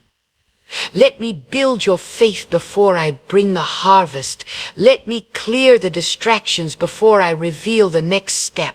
And when you've waited, when you've rested, when you've trusted, even when it didn't make sense, then comes the breakthrough. Not the kind the world gives, not something fleeting or shallow, but a breakthrough that runs deep, a peace that lasts, a joy that's unshaken, a victory that glorifies God alone. A rest is not something you earn, it is a gift from God. You must be willing to release the weight. You must be willing to say, enough striving, enough stress, enough striving, enough stress, enough striving, enough stress, enough striving, enough stress, enough striving, enough stress. He does not need your fear. He needs your faith. He does not need your control. He needs your surrender. So tonight, when your thoughts begin to race, when the questions come back, when doubt tries to grip your soul, you speak these words. God is working. I don't need to know how. I don't need to see when. I just need to trust who. That is rest. That is power. That is your calling. And if you can hold on to that, if you can root yourself in that kind of trust, nothing can stop what God has prepared for you. Because you will not be led by emotion. You will not be thrown off course by delay. You will not settle for what is easy when God is preparing what is eternal. You will walk with peace, you will speak with wisdom, you will wait with purpose, and you will rest not because the journey is over, but because the one guiding you is faithful. You will not be called upon to do the good work, but because the one guiding you is faithful. Rest now. Let your spirit find stillness in the truth that God is not done. Not with your life, not with your calling, not with your future. He is working even now in ways you cannot see, in places you do not know, behind doors you never expect. And when the time is right, He will reveal what He has been building all along. Until then, rest. God is working in your life. So now, in the quiet of your soul, I call you to rise, not in the way the world teaches, but in the way God commands. Rise in faith. Rise in trust. Rise in rest. Look at your life with honest eyes. Look at the burdens you've been carrying, the fears that have wrapped themselves around your mind, the wounds you've tried to hide. And now ask yourself this. Have I truly placed it all in God's hands? Or have I been holding on trying to control what only God can redeem? This is your moment. Your moment to let go of every weight, every lie, every shadow of doubt that has kept your heart restless. Stop running from the silence. Stop fearing the stillness. For it is in that stillness that God whispers the loudest. It is in that silence that God does His deepest healing. And it is in that rest that your spirit will finally breathe. You were not created to walk alone. You were not created to fight every battle in your own strength. God has always been there. In every tear you've cried behind closed doors. In every battle you didn't have the words to pray for. In every silent night where you questioned your worth, God was working. And He's still working. Not because you've done everything right, but because His mercy is greater than your mistake. His power is greater than your weakness. His wisdom is deeper than your confusion. Let this be the turning point where your heart returns fully to God. Let this be the hour where your soul no longer looks to the world for peace, but to God alone. Build your days on truth. Guard your thoughts with discipline.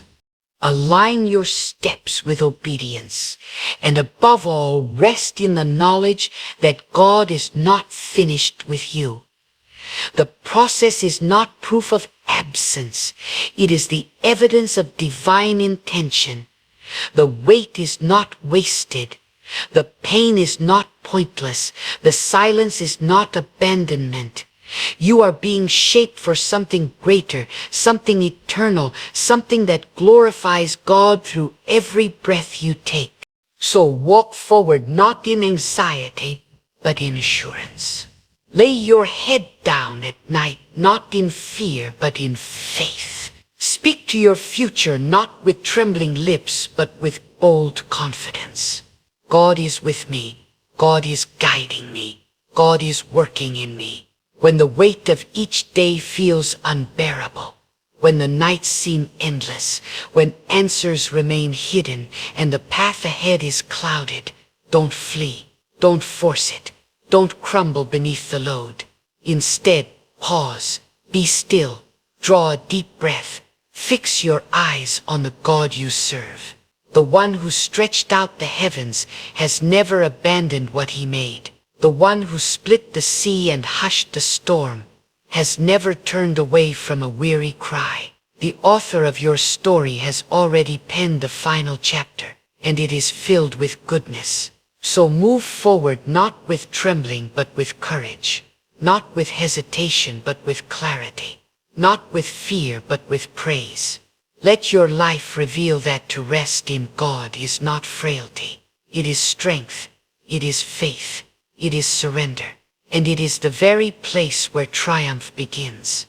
Rest today not because all is well, but because God is flawless and His hand is at work in your life. Always, faithfully, unfailingly, eternally. There comes a moment in every life when silence speaks louder than any words. When those you believed would stand by you forever suddenly disappear. When the hands that once lifted you now push you aside. When voices that felt so close fade into distance, and places that once gave comfort now feel empty. And you begin to ask yourself why. Why did they change? Why did they betray me? Why did the very ones I loved most walk away right at the edge of my breakthrough? Let me speak a truth to you, one you must never forget. God removed them because your blessing was near. Hear me, my friend. This is not a loss. This is not rejection. This is divine protection. This is not abandonment. This is alignment. God knows what you don't know. God sees what you cannot see. And when the time comes for your elevation, for your anointing, for your breakthrough, God removes every weight that cannot fly with you. There are people who are only assigned to your struggle, not your success. They were meant to be part of your process, not your promise. And God in His wisdom and in His timing said, no more. You didn't lose them, they were pulled away. Pulled by the hand of God who said, this one is not fit for where I'm taking you. And yes, it hurt. Yes, it broke your heart. But don't mistake the pruning for punishment. God was not trying to destroy you. He was preparing you. He was making room. He was clearing the field. He was positioning you to receive a blessing so powerful that no impure hand could touch it, no jealous spirit could contaminate it, and no false friend could sabotage it.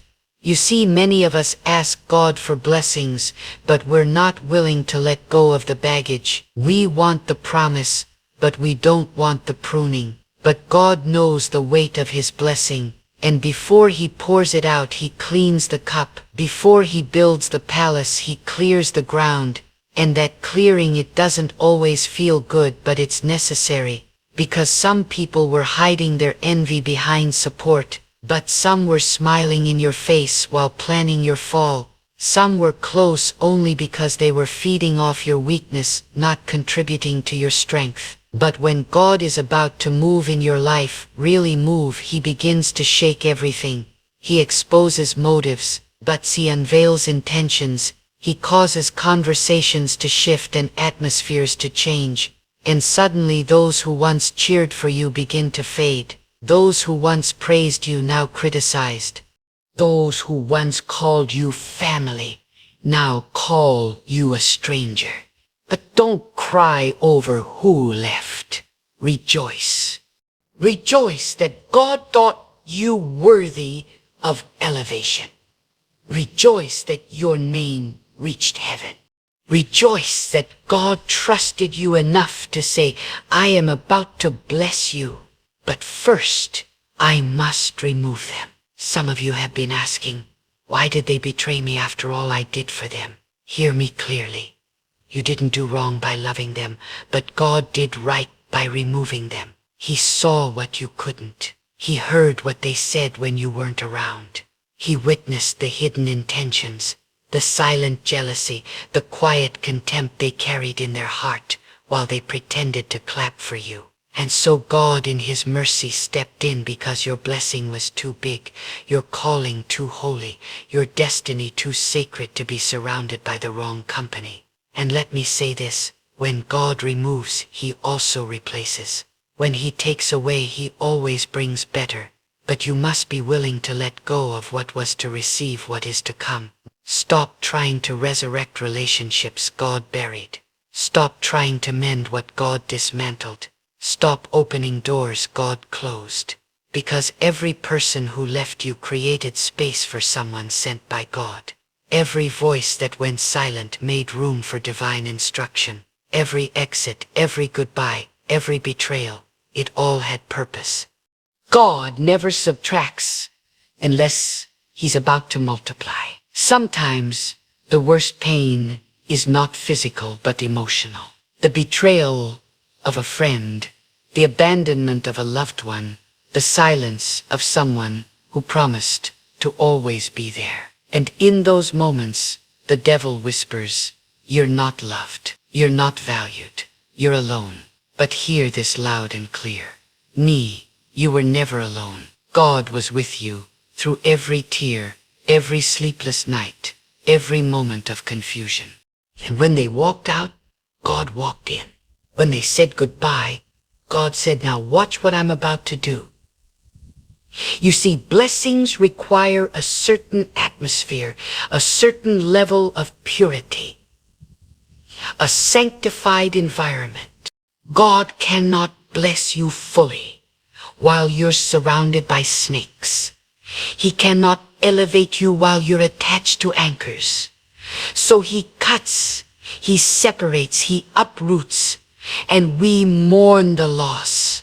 But heaven celebrates the clearance because the blessing coming over your life is so massive, so undeniable, so heaven ordained that only the right hearts can handle it. The God is about to open doors that no man can shut.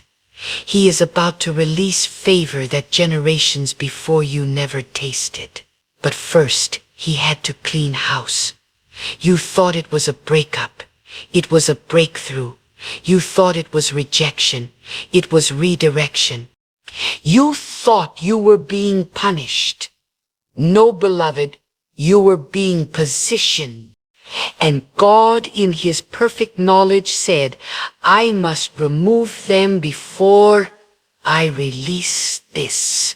Because if they stayed, they would have tried to claim credit for your miracle. If they stayed, they would have sown seeds of doubt in your moment of faith. If they stayed, they would have clapped with one hand and cursed with the other. And God will not share his glory. When he blesses you, he makes sure everyone knows it was him, not them, Not the crowd, not the helper, but him. And so he clears the room. He empties the space so that when the blessing lands, no one can say, I did that. Only God. But here's the challenge. Can you trust God when he subtracts? Can you praise him when the circle gets smaller? Can you walk in faith when the road gets lonelier? Because that's where your power is. That's where the real shift happens. Not when you're surrounded by applause, but when you're alone in the quiet, trusting that God is still working, still speaking, still moving, and he is. Even when you don't feel it, even when the silence is deafening, God is orchestrating something unseen and unstoppable in your favor. There are moments when God will strip everything. Friends, opportunities, plans, comforts, not to harm you, but to humble you, to remind you that your blessing is not in the hands of people, but in the hands of God alone. And once you realize that, once you grasp that God is your source, not people, then and only then are you ready for what he's about to release. You may be misunderstood, misjudged, misused, but you're not misplaced. You are in the center of God's will, and the pain you feel now will soon make sense. You will look back on this season and say, thank God they left. Thank God he removed them. Thank God I didn't settle. 'Cause what God gave me is beyond anything I imagine. And I speak this into your spirit today. The blessing is coming. It is coming faster than you think. It is coming stronger than you expect. And when it comes, it will overtake you. But you must be ready. Don't look back. Don't chase what left. Don't beg for what God removed. Stand still. Be faithful and watch God work. There's a reason the wheat is separated from the chaff. A reason the gold is purified by fire. A reason the tree must be pruned to bear more fruit. God is preparing you for abundance. And anything or anyone not rooted in truth cannot come. God is not being cruel. He is being careful. Careful with your heart. Careful with your destiny. Careful with your future. Because the blessing he has for you is sacred. And sacred things require sanctified surroundings. So yes, it hurt. Yes, it confused you. But trust the hand behind the removal, because the same hand that closed the door will open a new one, a better one, one overflowing with purpose, peace, provision, and power. And when it opens, you will no longer question why they left. You will thank God that they did. You are not being punished, you are being protected. You are not being abandoned, you are being advanced. God has seen your tears, he has heard your prayers, and now he is acting, removing, replacing, restoring, releasing all so you can walk into what he ordained before you were even born. There is power in your pain. There is purpose in your loss. There is victory in your valley. And God is not done with you. What he's about to do will silence every doubter, humble every hater, and restore everything the enemy tried to steal. But he had to clean the stage before the performance. He had to empty the table before the feast. He had to remove them before you were blessed. Hold your head high, dry your tears, lift your hands, and give glory to the one who sees what you cannot. Trust the process. Trust the pruning. Trust the removal. Because your blessing is closer than it's ever been. And the absence you feel now is the greatest evidence that God is working behind the scenes. When God removes someone, it's never by accident. He doesn't operate in confusion. He doesn't make mistakes. Every exit is calculated. Every detachment is directed and every loss is laced with love. Because God knows what you need and what you don't. Who is for you and who is against you. And when your name is being written on blessings that eyes haven't seen and ears haven't heard, He ensures that no unclean spirit gets close. Now, as your spirit begins to awaken to this divine truth, let this echo deep within your soul. God's removals are a sign of your preparation, not your punishment. God does not tear away to harm. He removes to refine. He does not subtract to break you down. He subtracts to build you up in strength, in clarity, and in obedience. And when He sees that your heart has remained faithful, even in confusion, even in betrayal, even in silence, then He pours out what no eye has seen and no heart has imagined. There are seasons in life when you will walk through silence, so thick it will feel like the heavens have closed. People you trusted will disappear. Connections you nurtured will wither. The applause will cease. And all that will remain is you and God. But let me tell you something. When it is only you and God, you have all you need. Because God alone is the source of strength, the wellspring of wisdom, the shield in battle and the voice that never lie. Sometimes God removes people not because they were evil, but because they were limited. They could only walk with you to a certain altitude. They couldn't handle the spiritual pressure of your next level. The air gets thinner at the top. The calling gets heavier, the vision gets sharper, and the path becomes narrower.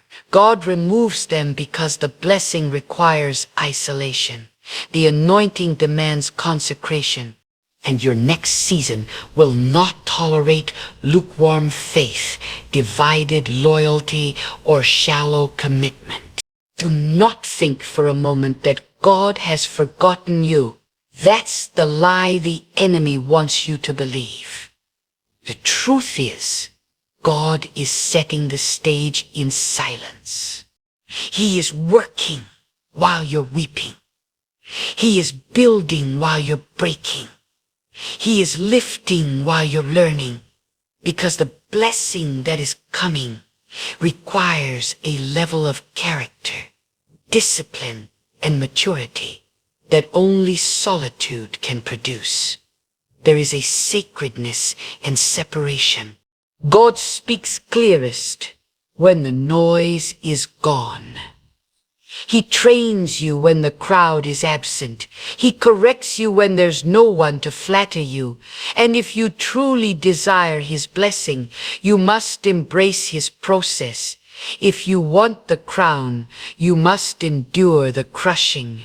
If you want the overflow, you must first withstand the drought. Too many are trying to carry into their blessing the weight of relationships that are no longer part of God's will. But when God says it's over, it's over. Let them go. Do not resurrect what God buried. Do not romanticize what God removed. Some people were only sent for the storm, not for the harvest. They came to teach you, not stay with you. They were a chapter, not your conclusion. God is not only a builder. He is a protector. He removes access when there's a threat to your purpose. He closes doors when betrayal is hiding on the other side. He shuts down paths when deception waits ahead. And though we may question the timing, the truth is God sees the full picture. He knows what lies 5 steps ahead while we only see the next footstep. So trust Him, not your emotion. Trust Him, not your attach. Trust Him, not your need for validation. Many blessings have been delayed, Not because you weren't ready, but because you were still holding on to people who were unqualified to witness your miracle. And God in His mercy said, I must protect the integrity of this promise. I must separate you before I elevate you, because your blessing is not entertainment. It is divine equipment for your calling. And God cannot afford for it to be contaminated by unclean motives, fake smiles, or selfish ambition. You are not weak for letting go. You are wise. You are not cruel for creating distance. You are consecrated. When God speaks, obedience is the only right response. And when He removes, surrender is the only path to peace. Because resisting God's pruning will only prolong your wilderness. But submission brings you closer to your promised land. Think about this. Every great elevation in Scripture came after separation. The moment of testing always precedes the moment of triumph. The blessing never came without the cleansing. And that's what you're in right now. A cleansing, a clearing, a divine reset. And it's not punishment, it's preparation. God is saying, I am about to open doors you've never dreamed of. I am about to shift the atmosphere in your favor. But first, I must remove every soul that would poison the promise. Some of you are standing on the edge of your greatest breakthrough. You can feel it. The wind has changed. The season has shifted. The weight is lifting. But don't look for the old faces in your new season. Don't expect familiar voices to echo in this next chapter. God is doing a new thing with new people in a new way. And when He blesses you, and He will, those who left will wonder how you made it. Those who doubted you will witness your deliverance. Those who mocked your silence will be stunned by your success. But you won't need to explain. You won't need to justify. Your fruit will speak for itself. Your peace will testify. Your elevation will be your answer. Let your heart rest in this. God has not removed them to leave you empty. He has removed them to fill you with something far greater. Where there was betrayal, He will plant loyalty. Where there was manipulation, He will pour wisdom. Where there was heartbreak, He will sow joy. And where there was emptiness, He will overflow. But don't rush the process. Don't try to fill the gaps with your own plans. Wait. Wait in trust. Wait in hope. Wait in obedience. Because what God is about to place in your hands will make every sleepless night, every lonely tear, every silent prayer worth it. He is not a man that He should lie. And if He removes someone, it's because they could not carry the weight of the blessing you are about to receive. And now listen closely, because this truth must burn deep into your heart. God's removals are not the end of your story. They are the beginning of your release. When God removes someone from your life, it's not to wound you. It's to wake you up. Wake you up from depending on man more than on God. Wake you up from chasing approval that was never meant to sustain you.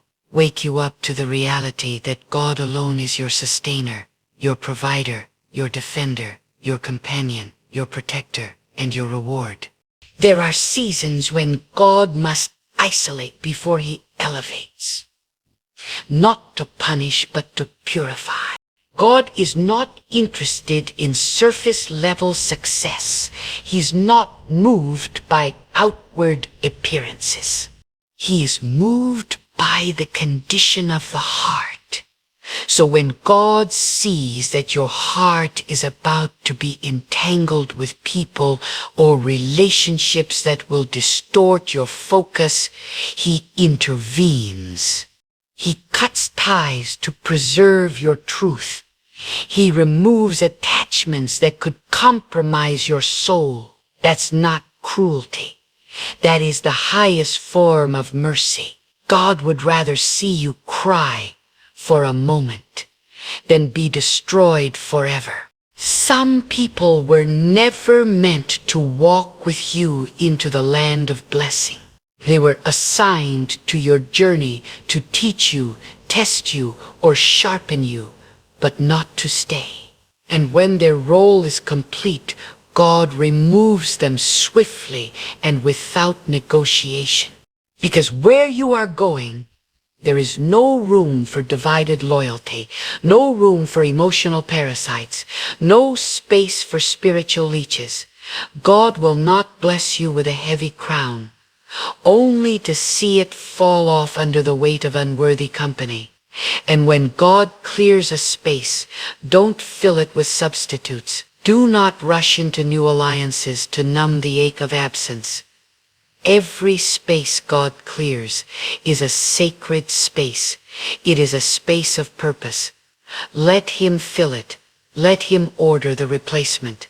Because when God chooses who walks with you, they will walk in alignment with your calling, not against it. They will water your spirit, not drain it. They will lift your arms, not bind your wings. Some of you are still wounded because you tried to drag people into seasons. They had no grace to survive.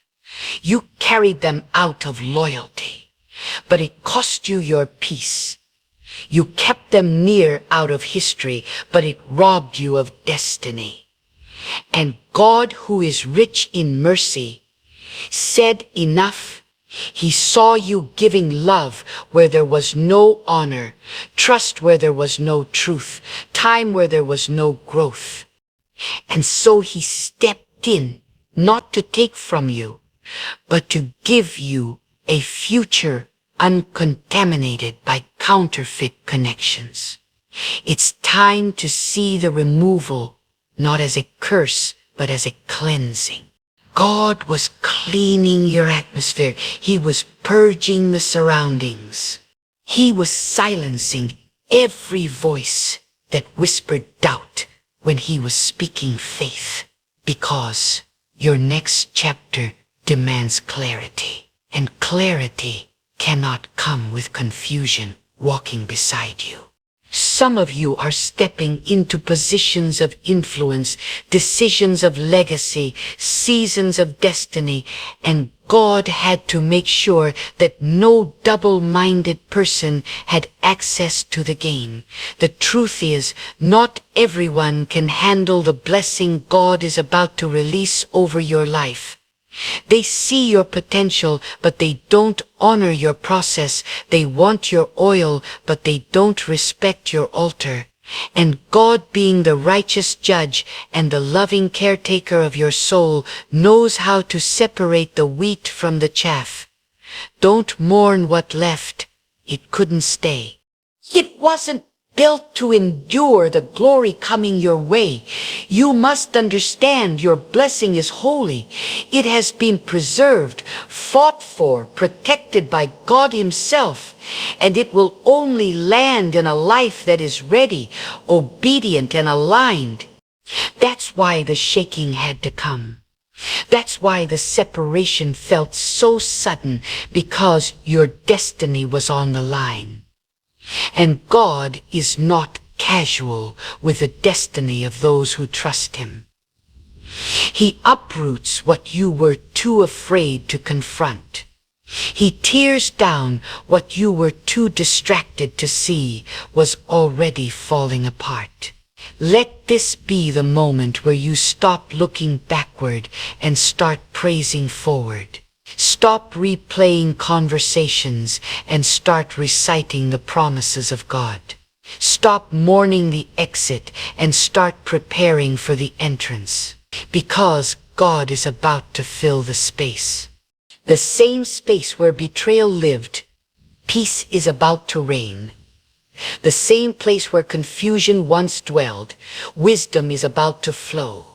The same emotional room where pain used to sit, joy will take up residence. You are not forsaken. You are being formed. You are not abandoned. You are being anointed. You are not broken. You are being built. This separation, this cutting away, this divine pruning, it was not by accident. It was urgent because the hour of your blessing is drawing close. You are nearer now than you have ever been.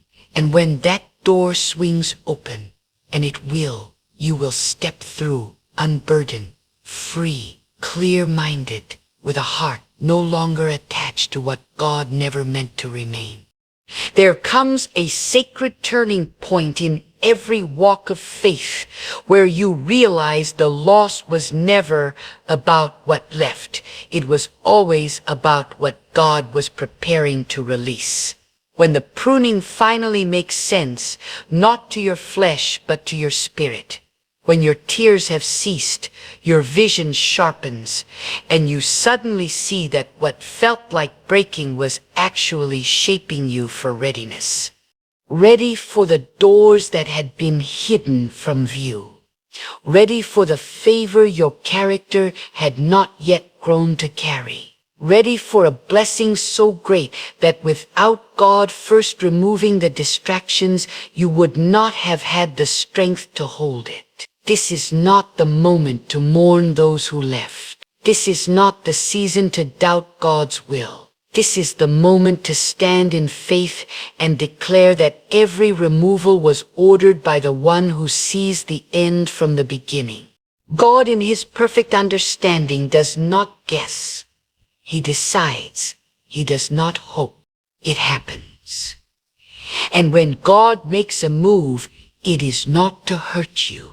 It is to prepare the room where your next miracle will reside. You must understand the timing of God is perfect. Never late, never early. And when God says someone's season in your life is over, he doesn't consult your emotions. He doesn't wait for your approval. He doesn't ask if you're ready, because obedience is not about comfort. It's about trust. God removes what you think you need to make space for what you truly need. And oftentimes that sacred removal feels like abandonment.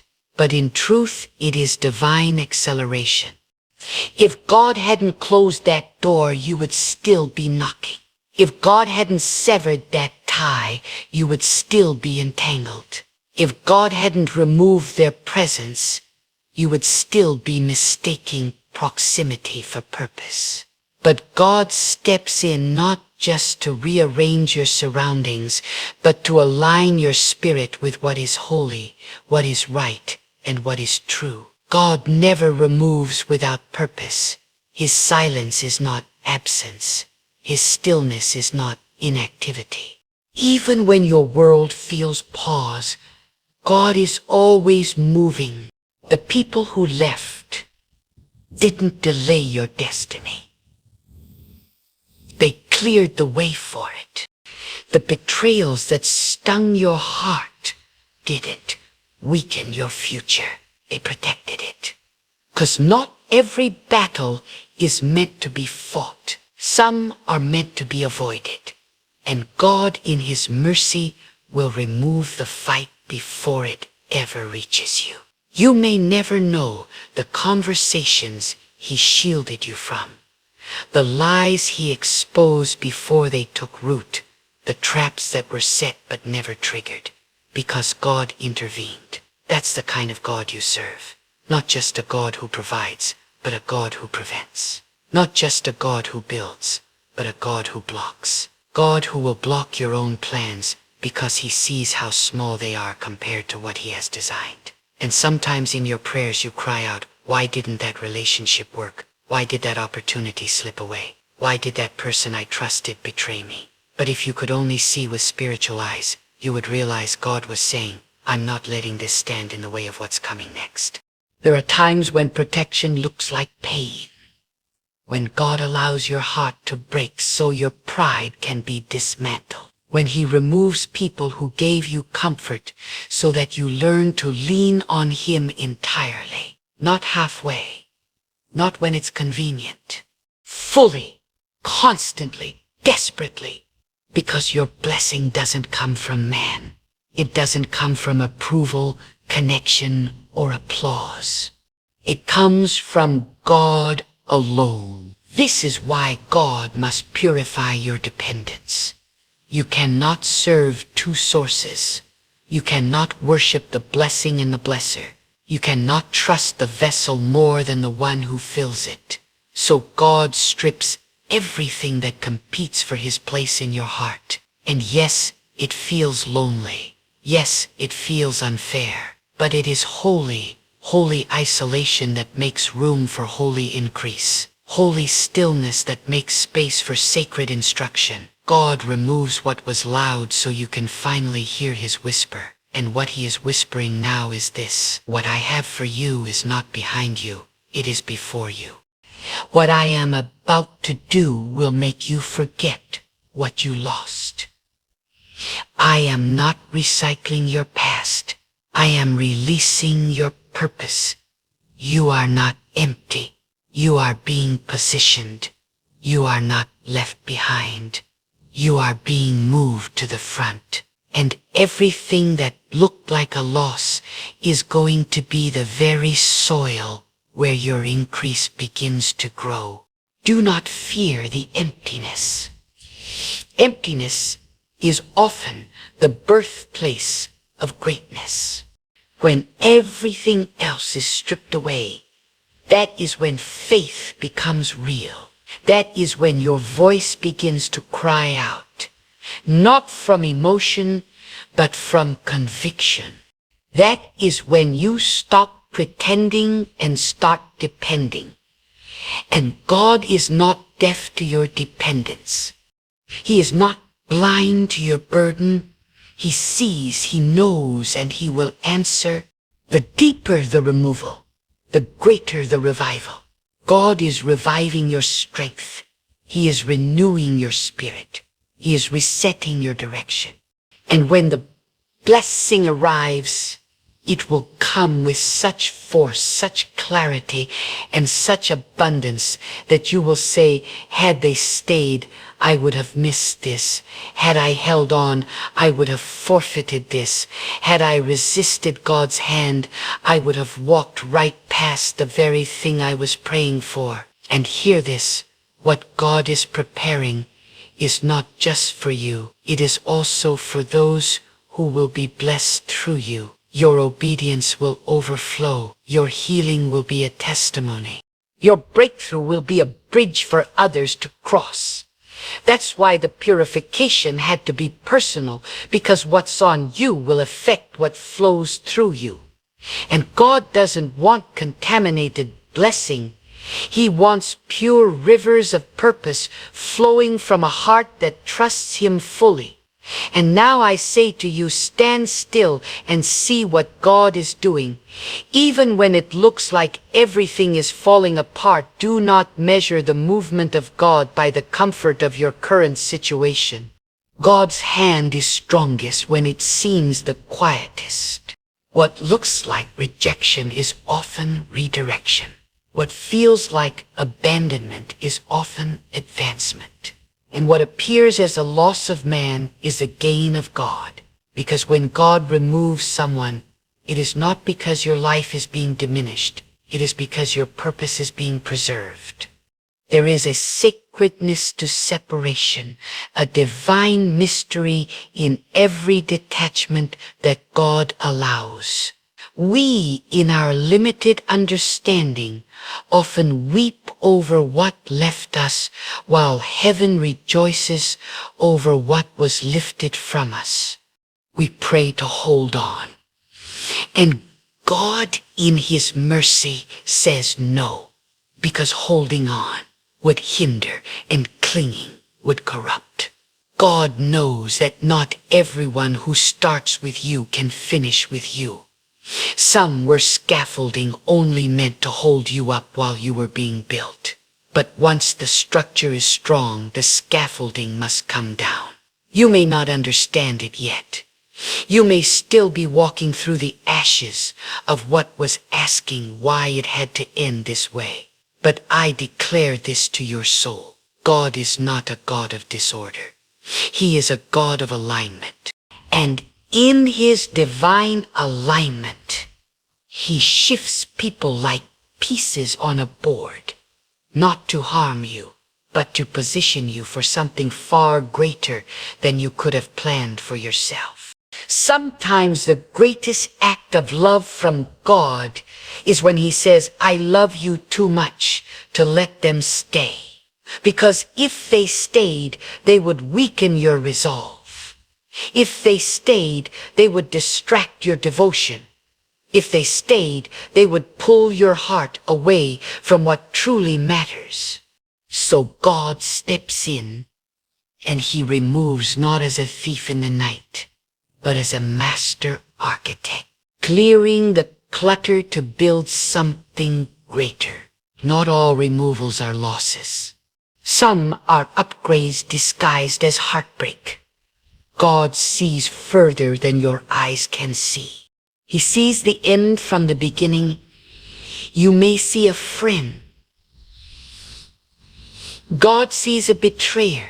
You may see a supporter. God sees a hidden enemy. You may see a partner. God sees a stumbling block. So when he says enough, when he says no more, you must trust his decision above your desire. Because the pain of temporary loss is nothing compared to the danger of long-term misalignment. You were created for divine purpose. You were not placed on this earth to fit into every room or to be accepted by every crowd. Some removals were necessary because they were draining your vision, diluting your calling, and distracting your spirit. God needed to separate you so he could strengthen you. He needed to isolate you so he could instruct you. He needed to take you into the wilderness so he could speak to you without interference. Many of you have been wondering why the circle got smaller, why the phone stopped ringing, why the people who once praised you have now grown cold. But I tell you today, it's because God is purifying your environment. The blessing he's about to release cannot survive in contaminated spaces. It cannot be shared with those who would mishandle it. It cannot be given where honor is absent. So God made the decision to clean the space before he filled it. There are some levels of peace, wisdom, and elevation that only come when you release your grip on what God already let. The longer you hold on to expired people, the more you delay what is divinely assigned. You cannot pour fresh oil into an old wineskin, and you cannot carry the blessing of tomorrow while dragging the broken pieces of yesterday. Release it. Let it go. Trust the hand that removed them. You see, this is a season not just of healing, but of preparation for glory. What God has planned for your life is not average. It is not small. It is not ordinary. It is marked, purified, sanctified, and sealed for an appointed time. And anything that threatens to interfere with the weight of that blessing must be stripped away. That's why the separation felt sudden. That's why the change was abrupt, because God is not negotiating with your destiny. He is protecting it. You don't need to explain yourself to those who left. You don't need to beg for closure or chase after what fell apart. God has already spoken, and his word is final. When he removes, he redeems. When he subtracts, he multiplies. When he breaks, it is only to build better. You don't need to mourn what God has already replaced in the realm of the unseen. You just need to walk in faith until your eyes catch up with what your spirit already knows. This is holy ground. The silence you feel is not emptiness. It is preparation. The loneliness you sense is not rejection. It is sacred consecration. God is setting you apart because the next doors that are about to open were not meant for the crowd. They were meant for you alone. And when you walk through them, you will not need validation. You will not need applause. You will only need the assurance that you followed God and not man. Let the removal mark a turning point. Not a place of pity, but a place of power. Not a pit, but a platform. Because God is lifting you out of every place that hindered you and into every place that was promised to you. And when you look back, it won't be with bitterness, but with praise, saying, if God had not removed them, I would have missed what was mine. There is still more to come. The blessing has not been delayed. It's being perfected. And when it arrives, it will not come with confusion. It will come with clarity. It will not arrive in fragments. It will arrive in fullness. But only when you are willing to stand in agreement with God's decision, even when it wounds your flesh, because your spirit knows it was necessary. God removed them, not because he wanted you to suffer, but because he wanted you to soar. And now you're finally ready to fly. And now hear this. With all the weight your soul can carry, when God removes, it's never without a revelation waiting behind the veil. You may not understand it when the ties are severed, when the voices go silent, when the path gets lonelier. But that's the very soil where spiritual clarity begins to bloom. It's in the tearing that truth is revealed. It's in the letting go that vision is sharpened. You were never meant to blend in with everyone. You were never assigned to please the masses. There is something specific, something sacred, something set apart on your life. And that calling carries a weight that not every person is equipped to walk beside. God is not interested in popularity. He is interested in purity. And when the crowd around you begins to shrink, don't panic. Don't beg them to stay. Don't grieve over what had to be removed. Because God reduces before he releases. He cuts back so that fruit may multiply. He trims branches so strength may flow to the root. There is a cleansing that must take place before glory can settle. A sanctification of your surroundings. A pruning of your partnerships. Because God will not pour oil into a cracked vessel. He will not pour rivers into deserts you refuse to let go of. And he will not rain blessings on a foundation that still entertains distractions. Removal was never about who left you. It was always about who God is forming you to become. Let your spirit rise with this unshakable truth. What God removes, he replaces with something that matches your destiny, not your history. The people who walked with the old, you may not have the capacity for the person God is turning you into. You're not going backward. You're being elevated. And elevation demands transformation. The same mind that clung to comfort will never hold the keys to the next door. God is unlocking. So let God rewire your thinking. Let him refine your prayers. Let him reshape your priorities. His next move is not about where you've been. It's about where God is leading you. And that means some voices must go silent so you can hear the whisper of divine direction.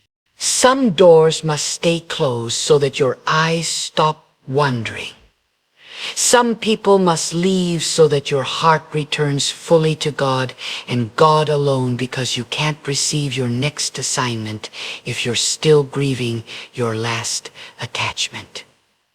The blessing that's coming is not ordinary. It's not familiar. It's not a recycled version of your past. It's fresh. It's divine. It's tailor-made for the soul that has been stretched, for the spirit that has been broken, for the heart that has remained faithful, even when surrounded by loss. And God will not let this blessing be shared with those who doubted the process, disrespected your journey, or despised the gift He placed in you. He'll remove them, because He is about to reveal what only faith can access. So don't be afraid of the empty spaces. God often does His greatest work in the gaps. The silence you feel is not abandonment, it is alignment. God is aligning your life with truth, with peace, with purpose. And sometimes the loudest move from God is the one He makes in secret. You won't always see the shift happening, but suddenly you'll wake up and realize the weight has lifted. The burden is gone and your heart is free. It frees you for what is holy. You must come to the place where you stop asking, why did they leave? And start asking God, what are you making room for? Because it's not just about what was lost, it's about what's coming. And what's coming will not be small. It will not be subtle. It will not be stolen. It will arrive with evidence, with power, with unmistakable favor. But only a surrendered soul will be able to carry it. Let this moment awaken your discernment. Not every exit is a threat. Some exits are gifts. Some farewells are holy, because God knows what you need better than you do. You may have been trying to save what God was trying to sever. You may have been holding on out of loyalty, out of history, out of fear, but God in His love pulled it away before it could poison what He planted inside you. You see, God doesn't just want to bless you. He wants to protect the blessing within you. And protection sometimes looks like subtraction. It sometimes comes in the form of isolation. It sometimes hurts before it heals. But in the end, you will look back and say, God, I thank you. I thank you for every no. I thank you for every closed door. I thank you for every person you remove, because if you hadn't, I would have settled for less than what you prepared. You're not being punished. You're being purified. You're not being forgotten. You're being fortified. And this process, though painful, is perfect in the hands of the one who formed you. Trust the breaking. Trust the silence. Trust the exit. Because when God takes, He only does so to give what is better, what is fuller, what is eternal. This is a holy season, a season of divine shift, a season where your soul must choose to release the past and embrace the promise. Not with doubt, not with hesitation, but with bold, relentless trust. Because God has not brought you this far to leave you loved. He has not removed what you love to leave you with emptiness. He has cleared the way so that you can walk into what eyes have not seen, what ears have not heard, and what your heart is only beginning to believe. So now stand firm. Let your heart rest. Let your soul breathe. Because the removal was not the end. It was the unveiling of your beginning. God in His infinite wisdom saw what you couldn't see, knew what you didn't know, and stepped in. Not to destroy you, but to deliver you. to deliver you from unseen harm, from silent sabotage, from hidden traps that your heart was too loyal to detect. This is not the season to mourn. This is the moment to rise. Rise with courage. Rise with vision. Rise with purpose. Every farewell is a reminder that God is still unfolding your story. Every door that shuts is proof that He is still leading your steps. Every night you've spent in solitude is evidence that He has never left your side. People may disappoint you, walk away without reason, or change without warning. But God's faithfulness does not waver. The very hand that took something away is the same hand that will bring restoration. The same voice that whispered, "Release them," is now declaring, "Prepare yourself, for what is coming will not be withheld, denied, or diminished. It will come in completeness, in peace, and in divine strength."